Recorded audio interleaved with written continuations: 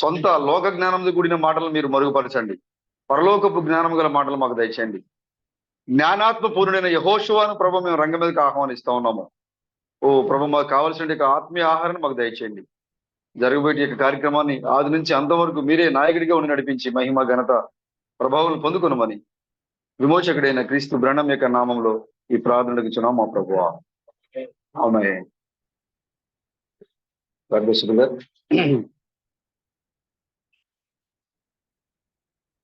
చాలా సంతోషము మరలా ప్రభు యొక్క సన్నిధిలో కలుసుకోవటము. మరి దూర ప్రాంతం నుంచి వచ్చిన సహోదరులందరూ కూడా ప్రత్యేకంగా వందనాలు తెలియజేస్తా ఉన్నాము. మరి ప్రశాంత్ బ్రదర్ మరింతగా ఇంకా దూరం నుంచి వచ్చారు. ఒకరోజు కూడిక కోసము, నిజంగా క్రీస్ పడంగా చెప్తుంటే ఒక్కరోజు కూడిక కోసము వేలాది కిలోమీటర్లు ప్రయాణం చేసి దేవుని యొక్క మందిరానికి రావడానికి చూస్తే వారికి ఉన్న ఆసక్తి, దేవుని యొక్క వాక్యాన్ని బట్టి వారికి ఉన్న ఆసక్తి మరి ఎంతగానో నన్ను కదిలించింది. ఇలాంటి సహోదరుల మధ్యలో నేను కూడా మరి సంఘంలో ఉండడం అనేది గొప్ప, మరి దేవుడు నాకు ఇచ్చిన భాగ్యమని క్రిస్ పడంగా చెప్పారు. ఇప్పుడు మరలా అదే విధమైన సహోదరుల మధ్యలో క్రీస్తు బ్రహ్మం యొక్క కాలంలో ఎలాగైతే వాక్యము కొరకు మరి దాహాన్ని కలిగిన ప్రజలు ఉన్నారో, ఇప్పుడు మన కాలంలో కూడా అదే విధంగా వాక్యం కొరకు దాహాన్ని కలిగి ఉన్న ప్రజల మధ్యలో ప్రభువుని ఆరాధించడం అనేది చాలా గొప్ప విషయం. హల్లెలూయా. మరి దేవాజీ బ్రదర్ కూడా ఇంకా బాగా దూరమే. ఆ ప్రయాణమే మాకు కష్టంగా ఉండేది. మేము కారులో రావడమే కష్టంగా ఉంది.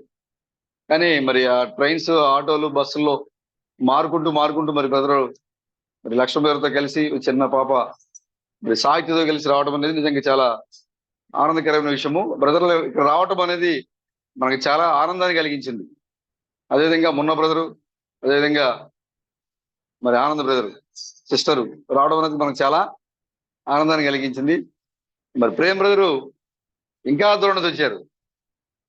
అవునా, అనేక రాష్ట్రాలు దాటి ఒక్కరోజు కూడిక కోసం వచ్చారు బ్రదరు.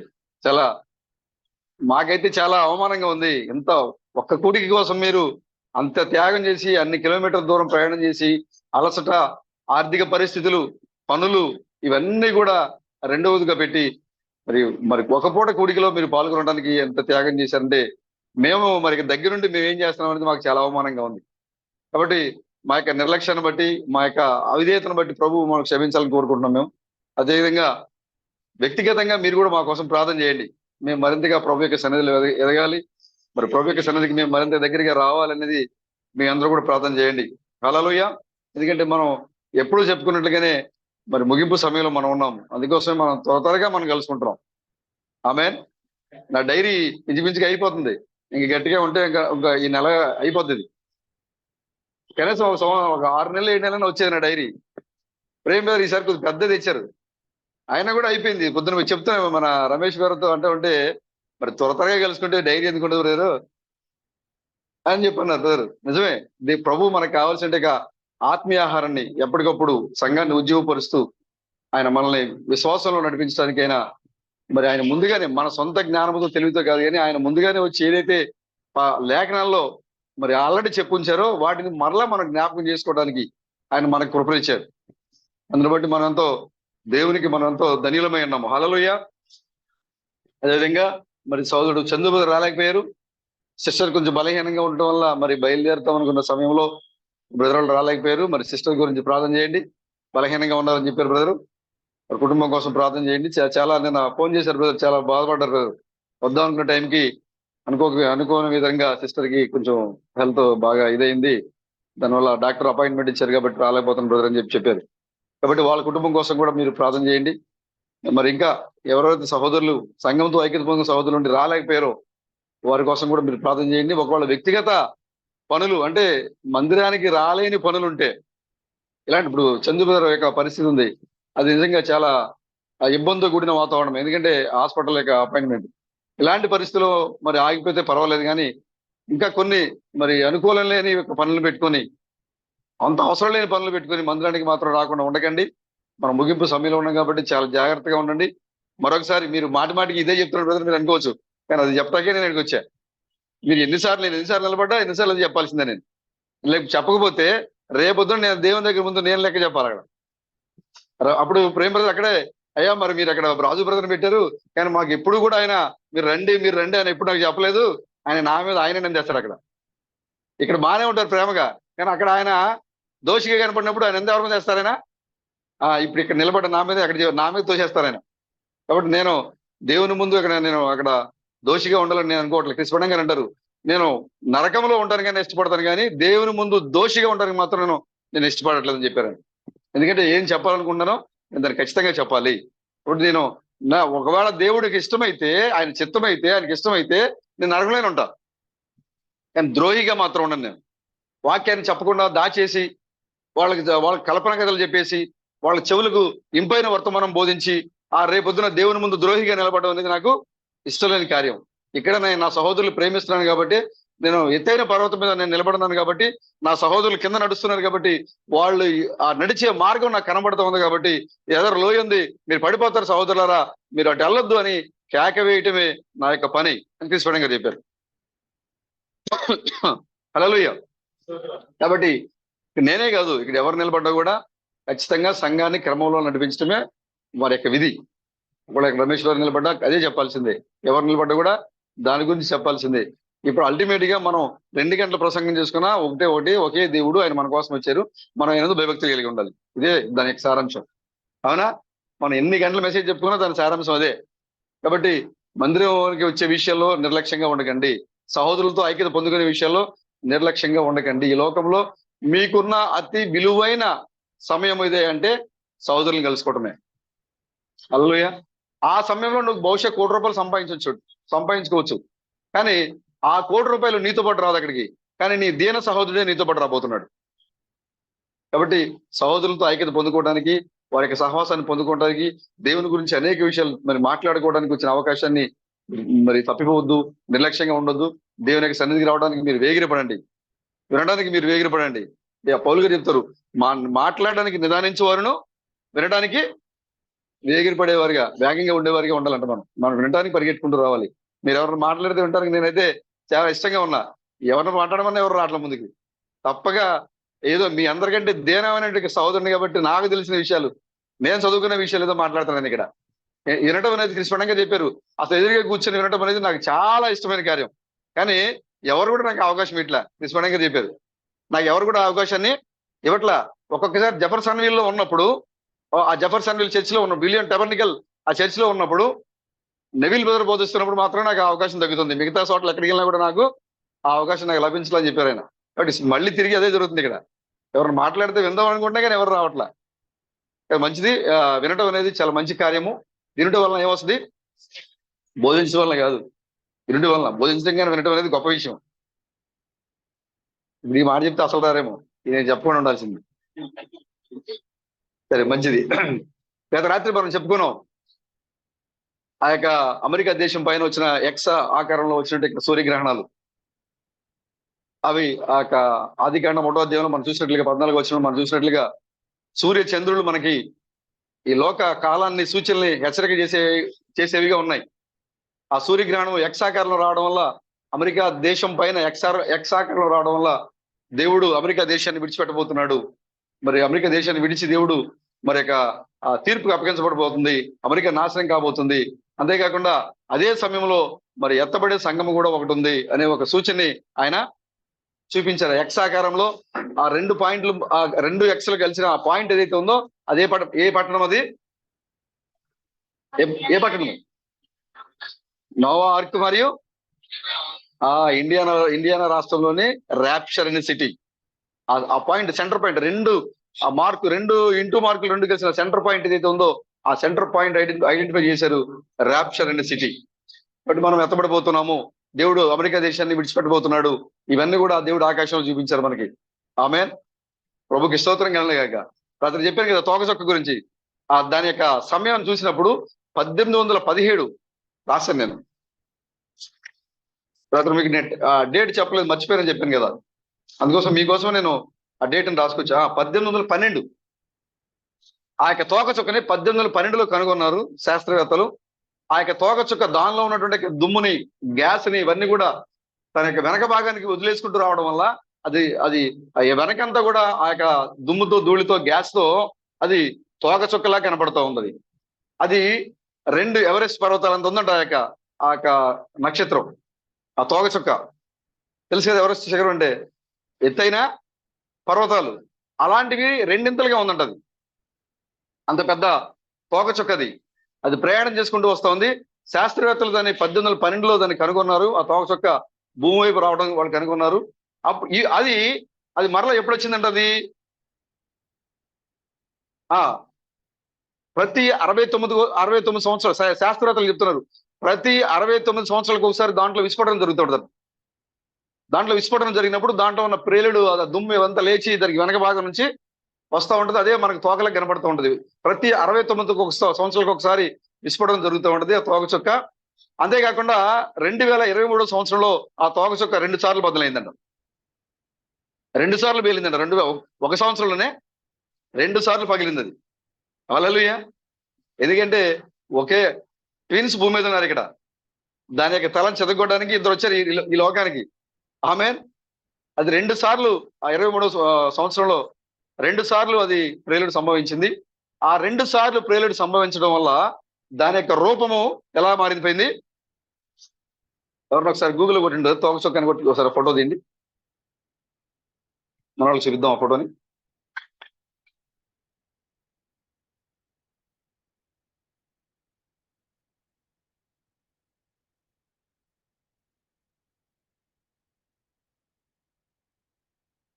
నేను చెప్పిన విషయాలే మళ్ళీ ఎందుకు చెప్తున్నాను అనేది మీరు జాగ్రత్తగా వినండి.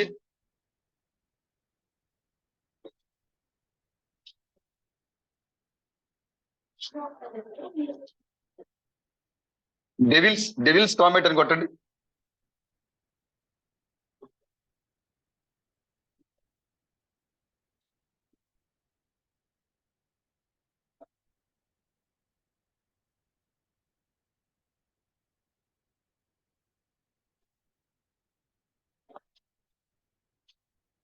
దొరికిందా?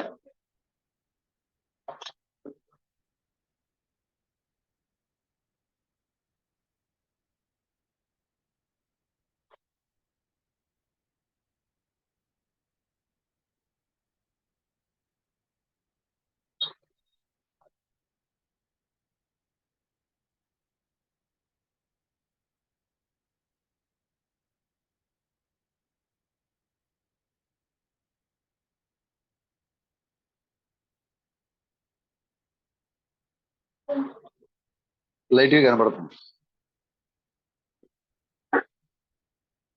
ఇది మీరు మీరు మీ ఫోన్ లో మీరు ఓపెన్ చేసి చూసుకున్న తర్వాత పైన రెండు రెండు కొమ్ముల్లో కనబడుతుందా? పైన 2 కొమ్ములు కనబడుతున్నాయి కదా. మీరు ఇంటికి వెళ్ళిన తర్వాత మీరు చూడండి, డెవిల్స్ కామెట్ అని కొడితే మీకు ఆ ఇమేజ్ మీకు కనబడుతూ ఉంటది. ఇప్పుడు నేను చూపించినా కూడా మీకు అది బహుశా మీకు సరిగ్గా కనపడకపోవచ్చు ఇది. నేను ఒకసారి ఆ ఇమేజ్ వేస్తాను చూడండి.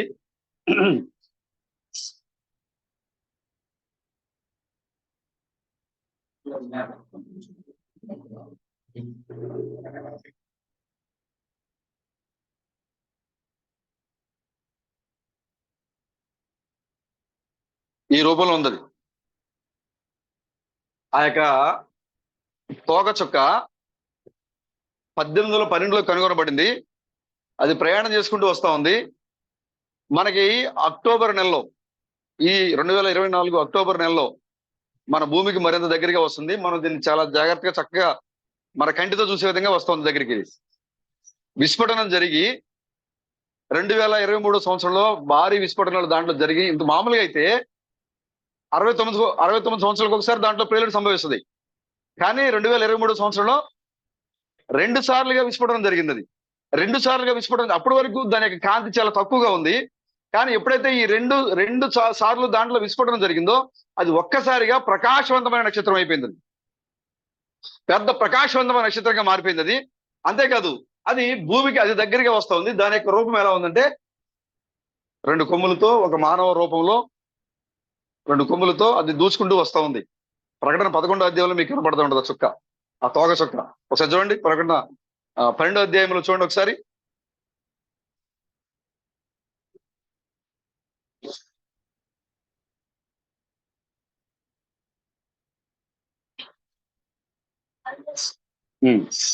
ప్రకటన 12:4.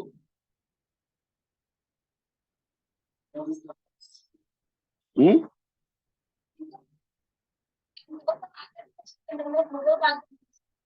మూడు నుంచి చదవండి, మూడు నుంచి చదవండి.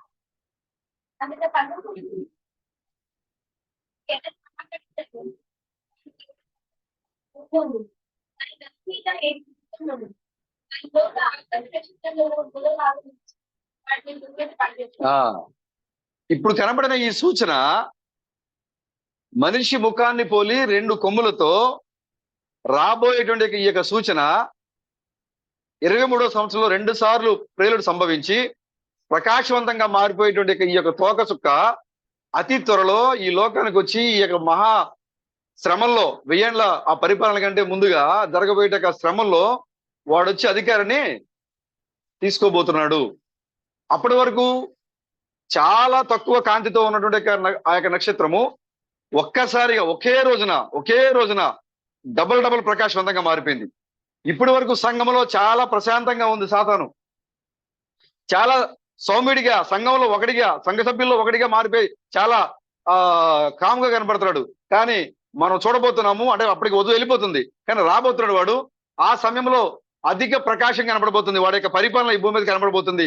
ప్రపంచాన్ని మొత్తాన్ని వాడు గుప్పిట్లో తీసుకోబోతున్నాడు, ప్రపంచాన్ని మొత్తాన్ని వాడు గుప్పిట్లో తీసుకొని పరిపాలించబోతున్నాడు. ఈ భూమి మీదకి అంత్యక్రీస్తు యొక్క పరిపాలన రాబోతుంది అనే ఒక సూచన దేవుడు ఆకాశంలో పెట్టారు. మనకు ఈ సంవత్సరంలో అక్టోబర్ నెలలో మన మానవ కంటికి కనబడేంత దగ్గరగా అది భూమికి దగ్గరగా ఆ యొక్క నక్షత్రం రాబోతుంది, ఆ తోక చుక్క. చూసారా ఎంత దగ్గరగా కాలము వస్తా ఉందో చూడండి. దేవుడు ఆకాశంలో ఆ సూచనని ఇస్తున్నాడు అంటే ఖచ్చితంగా త్వరలో అది జరగబోతుందని అర్థం. అది దేవుడు అనే మనకి పైన చూపించుకున్న ఆయన భూమి మీద ఏ కార్యాన్ని చేయరు ఆయన. కాబట్టి దేవుడు ఈ సూచనలన్నీ కూడా ఆకాశంలో ఆయన చూపిస్తూ ఉన్నారు. ఆ కార్యాలన్నీ కూడా ఇప్పుడు భూమి మీద అతి త్వరలో జరగబోతూ ఉన్నాయి. అదేవిధంగా 1946వ సంవత్సరంలో కనబడిన బ్రైట్ అండ్ మార్నింగ్ స్టార్, ఆ బ్రైట్ నోవా ఎక్స్ప్లోజర్ అని పేరు పెట్టారు దానికి. యానోక్ ఎక్స్ప్లోజర్ అంటే దాని పేరు. దానికి 46లో కనబడింది. అది కనబడిన 2 సంవత్సరాలకే ఇజ్రాయెల్ ఒక దేశంగా ఏర్పడింది. మరలా అది ఈ సంవత్సరం మార్చి నెలలో కనపడింది. ఎప్పుడు తెలుసా? పురీము పండుగ మార్చి 23 సంవత్సరంలో 23 తారీఖున అది ఇజ్రాయెల్ ఏం జరిగింది? పురీం పండుగ జరిగింది. అంటే రెండు దినాల పండుగ గుర్తుంది కదా వర్తమానం. పురీము పండుగ రెండు రోజుల పండుగ. అంటే మార్చి 23 నుంచి 25 వరకు ఆ నక్షత్రం ఈ లోకంలో కనబడింది. చూడండి ఏం జరుగుతుందో చూసారా? అంటే ఇజ్రాయెల్ దేశంలో పురీం పండుగ జరుగుతుంది. ఆ బ్రైట్ స్టార్ కనపడింది అక్కడ మొదటిసారి కనపడినప్పుడు 46లో కనపడినప్పుడు దేశము లేని ఇజ్రాయెల్కి దేశం ఏర్పడింది. ఇప్పుడు మరలా ఈ సంవత్సరం మరలా కనబడింది. ఇజ్రాయెల్ వాళ్ళ దేశంలో 1,44,000 మంది మరి అక్కడ లేవబోతున్నారు. వాళ్ళు పరిపూర్ణంగా వాళ్ళ దేశాన్ని వాళ్ళు స్వాధీనం చేసుకోబోతున్నారు. అప్పటి అమెరికా అధ్యక్షుడు ట్రూమ్యాన్ ఇజ్రాయెల్కి ఒక దేశాన్ని ప్రకటించాడు. ఇప్పుడు జో బైడెన్ కూడా ఇజ్రాయెల్కి మద్దతిస్తున్నాడు. ఏ సమయంలో సరే ఇజ్రాయెల్ పరిపూర్ణంగా వాళ్ళ దేశాన్ని ఆక్రమించుకొని 3వ మందిరాన్ని వాళ్ళు పరిపూర్ణంగా నిర్మించుకోవడానికి గల అవకాశాలన్నీ కనపడుతూ ఉన్నాయి. వాళ్ళు 3వ మందిరాన్ని నిర్మించుకున్నారు అంటే మనకు సంబంధం లేదు. కానీ అప్పటికి వధువు ఏం చేయబడాలి? వెళ్ళిపోతుంది. అయితే ఇంకోటి కూడా గుర్తుపెట్టుకోండి, ఎర్రని పెయ్యిని అర్పించడానికి 3వ మందిరానికి కూడా సంబంధం లేదు. ఎందుకంటే ఎర్రని పెయ్యిని అర్పించాలి, ఎర్రని పెయ్యి దాని యొక్క బూడిదని దాన్ని దహించి దాని యొక్క భస్మాన్ని ఆ యొక్క మందిర పునాదిలో వాడతారు వాళ్ళు. కాబట్టి దానికంటే ముందుగానే వాళ్ళు ఏం చేయాలి? ఎర్రని పెయ్యిని బలిగా ఇస్తారు. ఎర్రని పెయ్యిని బలికి ఆ మందిరానికి సంబంధం లేదు. కాబట్టి మీరు అన్ని కూడా కాలాలని సూచనలు మీరు జాగ్రత్తగా మీరు గమనించండి. కాబట్టి ఆ బ్రైట్ స్టార్ వచ్చి ఇజ్రాయెల్కి ఒక సూచనగా వాళ్ళు ఒక రంగం మీదకి వస్తున్నారు, వాళ్ళు రంగం మీద ఉండబోతున్నారు, వాళ్ళు ఒక దేశంగా ఏర్పడుతున్నారు అని ఒక సూచన చూపించింది. అదేవిధంగా ఈ యొక్క తోక చొక్క వచ్చి అంత్యక్రీస్తు పాలన ఈ భూమి మీదకి రాబోతుంది. ఒకే రోజున డబల్ పోర్షన్ ఆ వెలుగు దానికి వచ్చేసింది. అయితే ఆ యొక్క వెలుగుతో చూడండి డబల్ పోర్షన్, ఎందుకంటే 2 ప్రేరణలు అక్కడ సంభవించినాయి. ఒకసారి దానియేలు 11వ అధ్యాయం ఒకసారి చూడండి మీరు.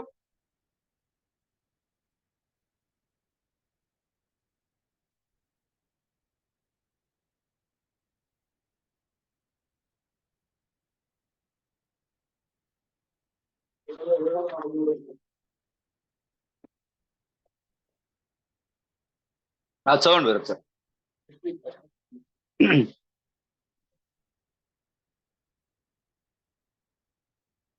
41 నుంచి చదవండి. 41 నుంచి చదవండి.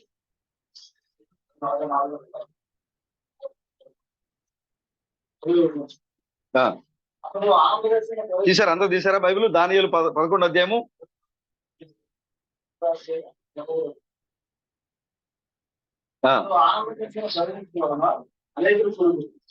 కానీ ఉదమీరులు ఉదయవీరులు అమ్మవీరులు మిత్రులు ఈ చేతులు అసలు ఇక్కడ కదా జ్ఞానం పెట్టి ఐదుకు సహా కట్టించి ఉన్నారు.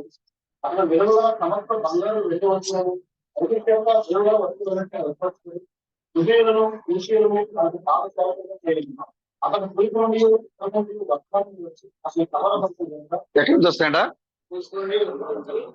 తూర్పు నుండి ఉత్తరం నుండి వర్తమానములు వచ్చి అతన్ని కలవరపరుస్తాయి.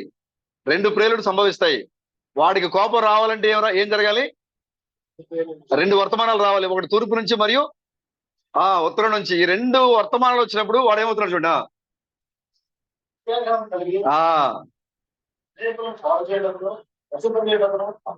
చాలు బ్రదర్, చూసారా? రెండు వర్తమానాలు ఎప్పుడైతే వస్తా ఉన్నాయో ఈ రెండు వర్తమానాలు వాడిని ఏం చేస్తా ఉన్నాయి? కలవరపరుస్తూ ఉన్నాయి. ఇది శరీర సంబంధంగా కూడా జరుగుతూ ఉంది.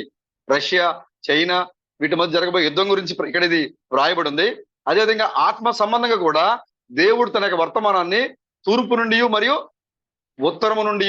హల్లెలూయా. అందుకోసం ఆమోసులో కూడా ఆ కాలమున ప్రజలు క్షామము రాబోతుంది, కరువు రాబోతుంది లోకానికి. ఆ కరువు వచ్చిన కాలంలో జనులు వాక్యం కోసం వాళ్ళు ప్రయాణం చేస్తారంట. తూర్పు నుండి ఉత్తరానికి వెళ్తారంట. ఆపోజిట్ డైరెక్షన్ లో కాదు. వాళ్ళు ఎలా వెళ్తున్నారు? వాళ్ళు ఎల్ షేప్ లో వెళ్తున్నారు. వాళ్ళు ఆపోజిట్ డైరెక్షన్ వాళ్ళు తూర్పు నుంచి ఉత్తరానికి వెళ్ళి ఆ యొక్క వాక్యం కోసం వాళ్ళు ఎదుగుతూ ఉంటారు. ఎందుకంటే ఆ సమయంలో తూర్పున ఉత్తరమున ఆ వాక్యము సాతానుని అంత్యక్రీస్తుని కదిలించే విధంగా, వాడు అత్యాగ్రహణమై వాడి కోపం వచ్చే విధంగా ఆ వర్తమానాలు ఉంటాయి. కాబట్టి వాడు ఏం చేస్తాడంటే అత్యాగ్రహుడై, చూసారా? ఈ రెండు వర్తమానాలు, ఈ రెండు పేర్లు జరిగినప్పుడు వాడికి ఏమొచ్చింది? కోపం వచ్చింది. ఈ రెండు వర్తమానాలు వచ్చినప్పుడు అత్యాగ్రహుడై వస్తున్నాడు ఇక్కడ. అదేవిధంగా రెండు ప్రేలుడు సంభవించినాయి. రెండు ప్రేలుడు సంభవించినప్పుడు అప్పటి వరకు సాధారణంగా ఉన్న ఆ నక్షత్రము ఈ రెండు ప్రేలుడు సంభవించే సమయానికి అధికంగా ప్రకాశవంతంగా మారిపోయింది. అంటే వాడి యొక్క ఉనికి, అంత్యక్రీస్తు యొక్క పరిపాలన ఈ లోకానికి రావడానికి వాడు అత్యాగ్రహంతో ఈ లోకానికి వస్తున్నాడు. ఎవరైతే వర్తమానాలు విన్నారో, ఎవరైతే ఆ తూర్పు ఉత్తరం యొక్క వర్తమానాలు వాళ్ళు అంగీకరిస్తున్నారో వారిని నాశనము చేయడానికే వాడు అత్యాగ్రహుడే రాబోతున్నాడు. ఈ తోకచుక్క మనకి హెచ్చరిక చేస్తూ ఉంది.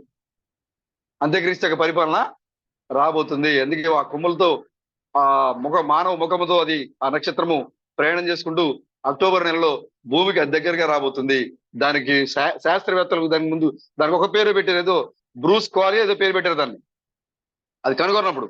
కానీ అది 2023లో 2 సార్లు దాంట్లో ప్రేలుడు సంభవించినప్పుడు దాని యొక్క రూపం మారిపోయినప్పుడు, అది చూడడానికి దెయ్యం ముఖంలా కనపడినప్పుడు దానికి పెట్టిన పేరు ఏంటంటే డెవిల్స్ కామెట్ అని దాని పేరు పెట్టారు. అది చూడడానికి ఎలా మారిపోయింది? దెయ్యం రూపంలో కనబడుతుంది అది. కాబట్టి దానికి శాస్త్రవేత్తలు అదేవిధంగా మీడియా వాళ్ళు పెట్టిన పేరు ఏంటంటే దాని గురించి చెప్పడానికి రూపం మారిపోయింది. అది అంతకు ముందున్న రూపంలో లేదు, అది రూపం మారిపోయింది. ఇది మారిపోవడం వల్ల దానికి పెట్టిన పేరు అంటే డెవిల్స్ కామెట్. దెయ్యం రాబోతుంది, అంత్యక్రీస్తు యొక్క పరిపాలన రాబోతుంది. చూడండి బ్రదర్, ఎంత సాధారణంగా దేవుడు మనకి సూచనలు ఆకాశంలో చూపిస్తున్నాడు. చూడండి, జాగ్రత్తగా మీరు కలిగి ఉండండి. మరి ముగింపు సమయంలో మనం ఉన్నాం కాబట్టి చెప్పిన విషయాలే మనం మరలా జ్ఞాపకం చేసుకోవడం ఏంటంటే, మనం ఈ లోకాన్ని విడిచిపెట్టి మనం వెళ్ళిపోబోతున్నాము. మనం ఏది నమ్ముతున్నామో అది సాక్ష్యముగా ఈ లోకంలో మనం విడిచిపెట్టి వెళ్తా ఉన్నాము. హల్లెలూయా. బ్రైట్ అండ్ మార్నింగ్ స్టార్, ఆ బ్రైట్ స్టార్, హానోకు యొక్క నక్షత్రము, ప్రకాశవంతమైన నక్షత్రము మరలా మనకి ఈ యొక్క మార్చి 23 నుంచి 25 వరకు మనకి ఈ లోకంలో కనబడింది. హానోకు యొక్క నక్షత్రము ఎత్తబడేటువంటి హానోకు యొక్క నక్షత్రము ప్రకాశవంతంగా కనబడుతూ ఉంది. ఆ రోజునే బ్లడ్ మూన్ కనబడింది. ఎన్ని జరుగుతుందో చూడండి. ఆ రోజునే ఈ లోకంలో బ్లడ్ మూన్ కనపడింది. ఎర్రపు సూర్యుడు, చంద్రుడు ఎర్రపు వర్ణంతో కనబడుతున్నాడు. ఈ యొక్క 2024 సంవత్సరం మొత్తం అంతా కూడా చంద్రుడు అతి ప్రకాశమానముగాను పెద్దగాను కనబడబోతున్నాడు. అంటే ఈ యొక్క 24 సంవత్సరంలో వధువు యొక్క పరిచర్య బలంగా ఉండబోతుంది. ఆమేన్. అందుకోసం మనం దగ్గరికి వెళ్ళిపోతున్నాం బ్రదర్. మనకి దూరం వేలాది కిలోమీటర్లు కూడా మనకు దగ్గర అయిపోతున్నాయి. కారణం ఏంటంటే మనం మరింత ప్రకాశవంతంగా కనపడబోతున్నాం ఈ లోకానికి. హల్లెలూయా. ఒకటి మీ కాలాలను సూచనలు గమనించండి. మనం చెప్పుకున్నాం ఏప్రిల్ 6వ తారీఖున క్రిస్ బెండమ్ యొక్క పుట్టినరోజున ఏం జరిగింది? 3 నక్షత్రాలు ఏకరాశిగా వచ్చినాయి. ఆ యొక్క మార్స్ మరియు సాటర్న్ మరియు మూన్, ఈ 3 ఏకరాశిగా కనబడ్డాయి. మరలా అవి కనబడబోతున్నాయి. ఈసారి కనబడేటప్పుడు మరలా 3 ఏకరాశిగా కనబడే సమయంలో అవి ఒకటి జూపిటర్, మరియు మార్స్ అండ్ మూన్, ఈ 3 కూడా ఏకరాశిగా కనబడబోతున్నాయి. అంటే చూడండి, 3 నక్షత్రాలు కృష్ణ గారు చెప్పారు, 3 నక్షత్రాలు ఏకరాశిగా కనబడినప్పుడు దేవుడు భూమి మీద ఉన్నాడనే యొక్క సూచన. హల్లెలూయా. కాబట్టి దేవుడు నీ రూపంలో, నా రూపంలో ఇప్పుడు ఈ భూమి మీదే ఉన్నాడు ఆయన. కాబట్టి ఆ సూచన ఆకాశంలో కనబడతా ఉంది. కాబట్టి ప్రతిదీ కూడా ఒక ఉద్దేశంతోనే దేవుడు దాన్ని చూపిస్తున్నాడు ఆయన. ప్రపంచానికి కాదు ఈ సూచన, ఆకాశాల్లో సూచన చెప్పించి నిన్ను సిద్ధపరుస్తున్నాడు ఆయన. వాక్యాన్ని బయలుపరుస్తూ నిన్ను సిద్ధపరుస్తున్నాడు ఆయన. కాబట్టి ప్రతి కాలం యొక్క సూచనలు మీరు గమనించండి, విశ్వాసాన్ని మీరు కాపాడుకోండి, విశ్వాసాన్ని మీరు కోల్పోవద్దు. హల్లెలూయా. నాబోతు తెలుసు కదా మీకు, నాబోతు మనం చాలాసార్లు చెప్పుకున్నాం. నాబోతు యొక్క స్వాస్థ్యము ఎక్కడ ఉంది? నాబోతు యొక్క స్వాస్థ్యము ఆహాబు యొక్క అంతఃపురంలో మంచి ప్లేస్ లో ఉంది, మంచి భూభాగంలో ఉంది. దాని మీద కన్ను ఎవరికి పడింది? ఆహాబుకు పడింది. ఈ యొక్క స్వాస్థ్యం నాకుంటే ఎంత బాగుంటది, ఈ స్వాస్థ్యం నేను తీసుకుంటే ఎంత బాగుంటది. ఆహాబుగా ఆ యొక్క నాబోతు యొక్క స్వాస్థ్యం మీద ఆహాబు యొక్క దృష్టి పడింది. చూడండి, నిజంగా ఆ యొక్క పడిపోక ముందు, పతనమవ్వక ముందు ఆ పరలోకంలో జరిగిన సంభవం ఇదే. దేవుని యొక్క స్వాస్థ్యము ఎవరు? నీవే. నువ్వు ఎక్కడున్నావు? అప్పుడు ఉత్తర దిక్కులో సభాపర్వతం మీద కూర్చొని ఉన్నావు. ఓ, దేవునితో పాటుగా కూర్చొని ఉన్నావు. ఇప్పుడు సాతాను నిన్ను చూసి అనుకుంటా ఉంది, ఓ ఇది ఎంత మంచి స్వాస్థ్యము, నేను కూడా ఆయనతో పాటుగా ఆయన సింహాసనం మీద నేను కూడా కూర్చోవాలి, ఆయన నేను పరిపాలించాలి, ఆ సింహాసనం నాకు కావాలి అని తను తాను అది హెచ్చించుకుంది. ఈ యొక్క ఆహాబు ఎలాగైతే నాబోతు యొక్క స్వాస్థ్యాన్ని కోరుకున్నాడో, ఆ సాతాను ఆ రోజున పడిపోక ముందు ఆ సాతాను ఆ పరలోకంలో దేవుని యొక్క స్వాస్థ్యాన్ని కోరుకుంటుంది, అక్కడ దేవుని యొక్క స్థానాన్ని కోరుకుంటుంది అక్కడ. కానీ దేవుడు ఊరుకున్నాడా? ఇచ్చాడా? ఇవాళ అక్కడ నుంచి ఆయన ఏం చేశారు? పతనం అయిపోయిన దూతల్ని, తిరుగుబాటు చేసిన దూతల్ని, దాని యొక్క నాయకుడిని మొత్తాన్ని ఆయన అక్కడ నుంచి పడదోసేశాడు. ఈ యొక్క నాబోతు కూడా ఏమన్నాడు? అయ్యా, అడుగుతున్నాడు ఆహాబు, దీనికంటే విలువైంది నీకు ఇస్తాను నేను, దీనికంటే చాలా ఎక్కువ భూమి నీకు ఇస్తాను నేను, నువ్వు నాకు ఈ భూమి నాకు ఇవ్వు అని చెప్పి అడిగినప్పుడు ఆ నాబోతు అంటున్నాడు, ఇది నేను నీకు ఇవ్వలేను, నేను ఇది నా పితరుల ఆస్తి, నా పిత్రార్జితము, నేను దీన్ని నీకు ఇవ్వలేను నేను. చూసారా, ఆ యొక్క యెజెబెలు కుట్రతో ఆహాబు ఏం చేయలేక ఇంటికి వెళ్ళి పడుకుంటే, యెజెబెలు కుట్రతో అతని మీద అబద్ధపు సాక్ష్యాన్ని మోపించి నాబాల్ని ధర్మశాస్త్రానికి వ్యతిరేకంగా మాట్లాడాడని చెప్పేసి, యెహోవాని దూషించాడని చెప్పి అతని మీద నేరం మోపి, అబద్ధ సాక్ష్యాలు మోపి, వాళ్ళు డబ్బులు ఇచ్చి 2 సాక్షులను లేవనెత్తి ఆ నాబోతు మీద సాక్ష్యాన్ని చెప్పించి, ఆ సాక్ష్యాన్ని బట్టి ధర్మశాస్త్ర ప్రకారంగా, చట్ట ప్రకారంగా శిక్షించింది సాతాను. యెజెబెలు చట్ట ప్రకారంగా ఆ యొక్క నాబోతుని అక్కడ నిలబెట్టి రోడ్డు మీద నిలబెట్టి రాళ్లతో కొట్టి మరి చంపారు.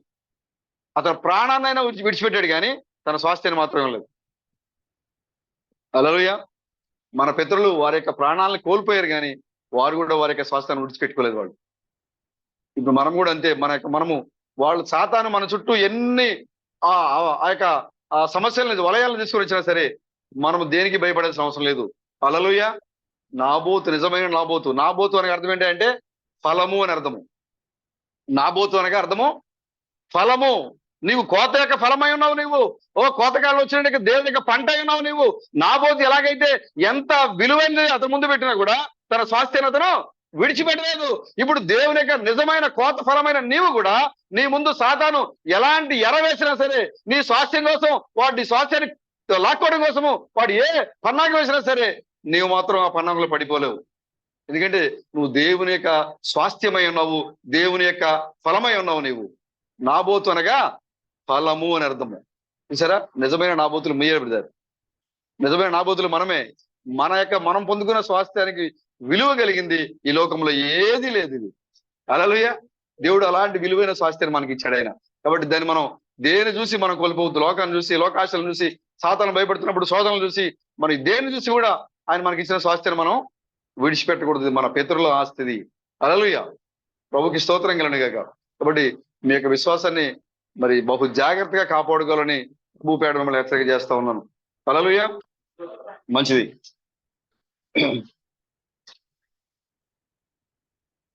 పరిశుద్ధ గ్రంథం నుండి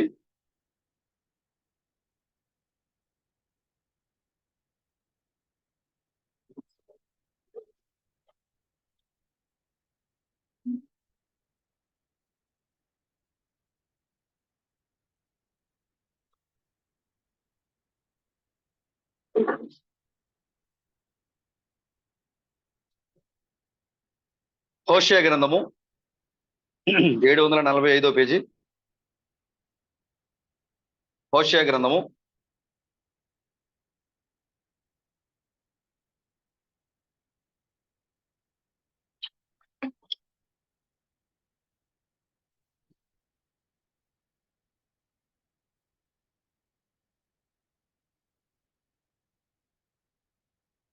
1వ అధ్యాయము. హోషేయ గ్రంథము 1వ అధ్యాయము 2-3 వచనాలు మనం చూద్దాం.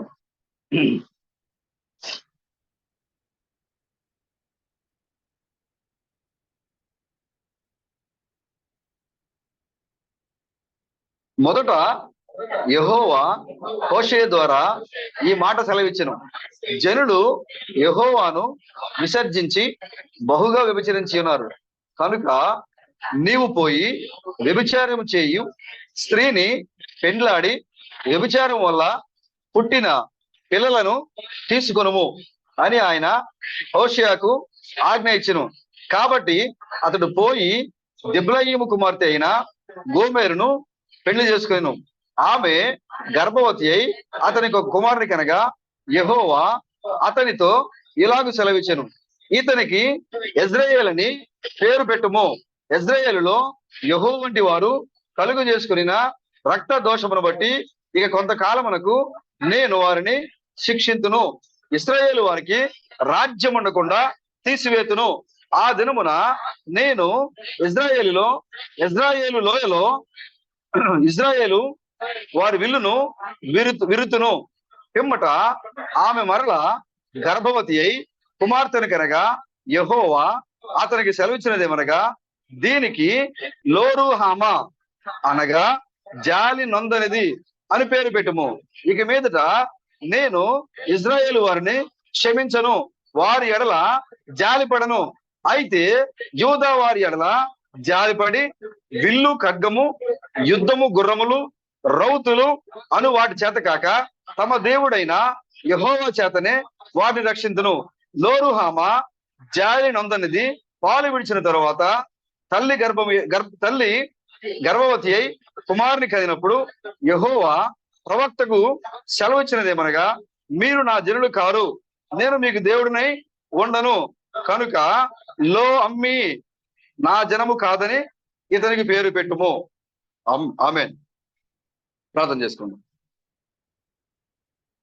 ఆకాశంలో మహాకాశంలో పట్టజలని విస్తారమైన మా ప్రభువా, ఓ మా కొరకు అతి సామాన్యముగా రక్త మాంసముల దేహంలో ఈ లోకానికి దిగి వచ్చిన దేవుడా మీకే వందనాలు స్తోత్రములు.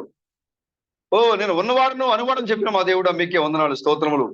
ఇదిగో నేను ఉన్నాను, ఓ మీకు యుగ సమాప్తి పర్యంత వరకు మీతోనూ మీలోనూ ఉంటానని వాగ్దానం ఇచ్చిన దేవుడా మీకే వందనాలు స్తోత్రములు. ఓ ప్రభు, మరి గడిచిన కాలం నుంచి మరి గత నిన్నటి దినం నుంచి ప్రభా మరి అనేకమైన విషయాలు మీకు జ్ఞాపకం చేసుకోవడానికి మీరు మాకు కృపనిచ్చారు మా ప్రభా.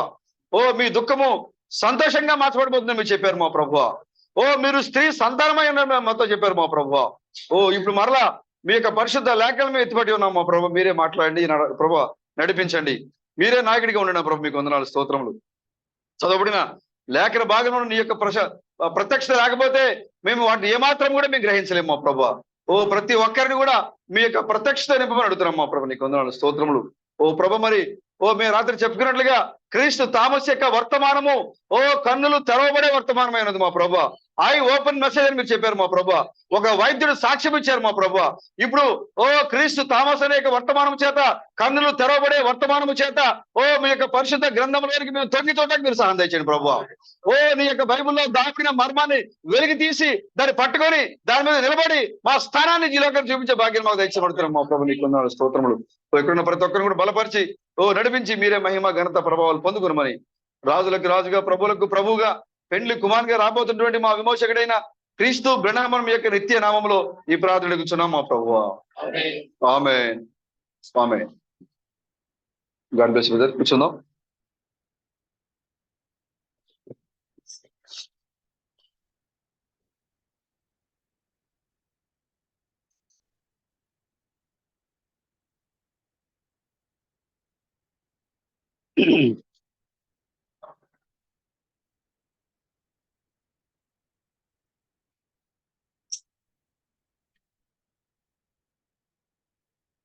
చదవబడిన లేఖన భాగం నుంచి అందరూ ఫ్రీగా ఉన్నారా? ఇంటి బయటికి వెళ్ళిపోతున్నారు, లోపలంతా ఖాళీగా ఉంది, బయట భోజనాలు పెడతారండి.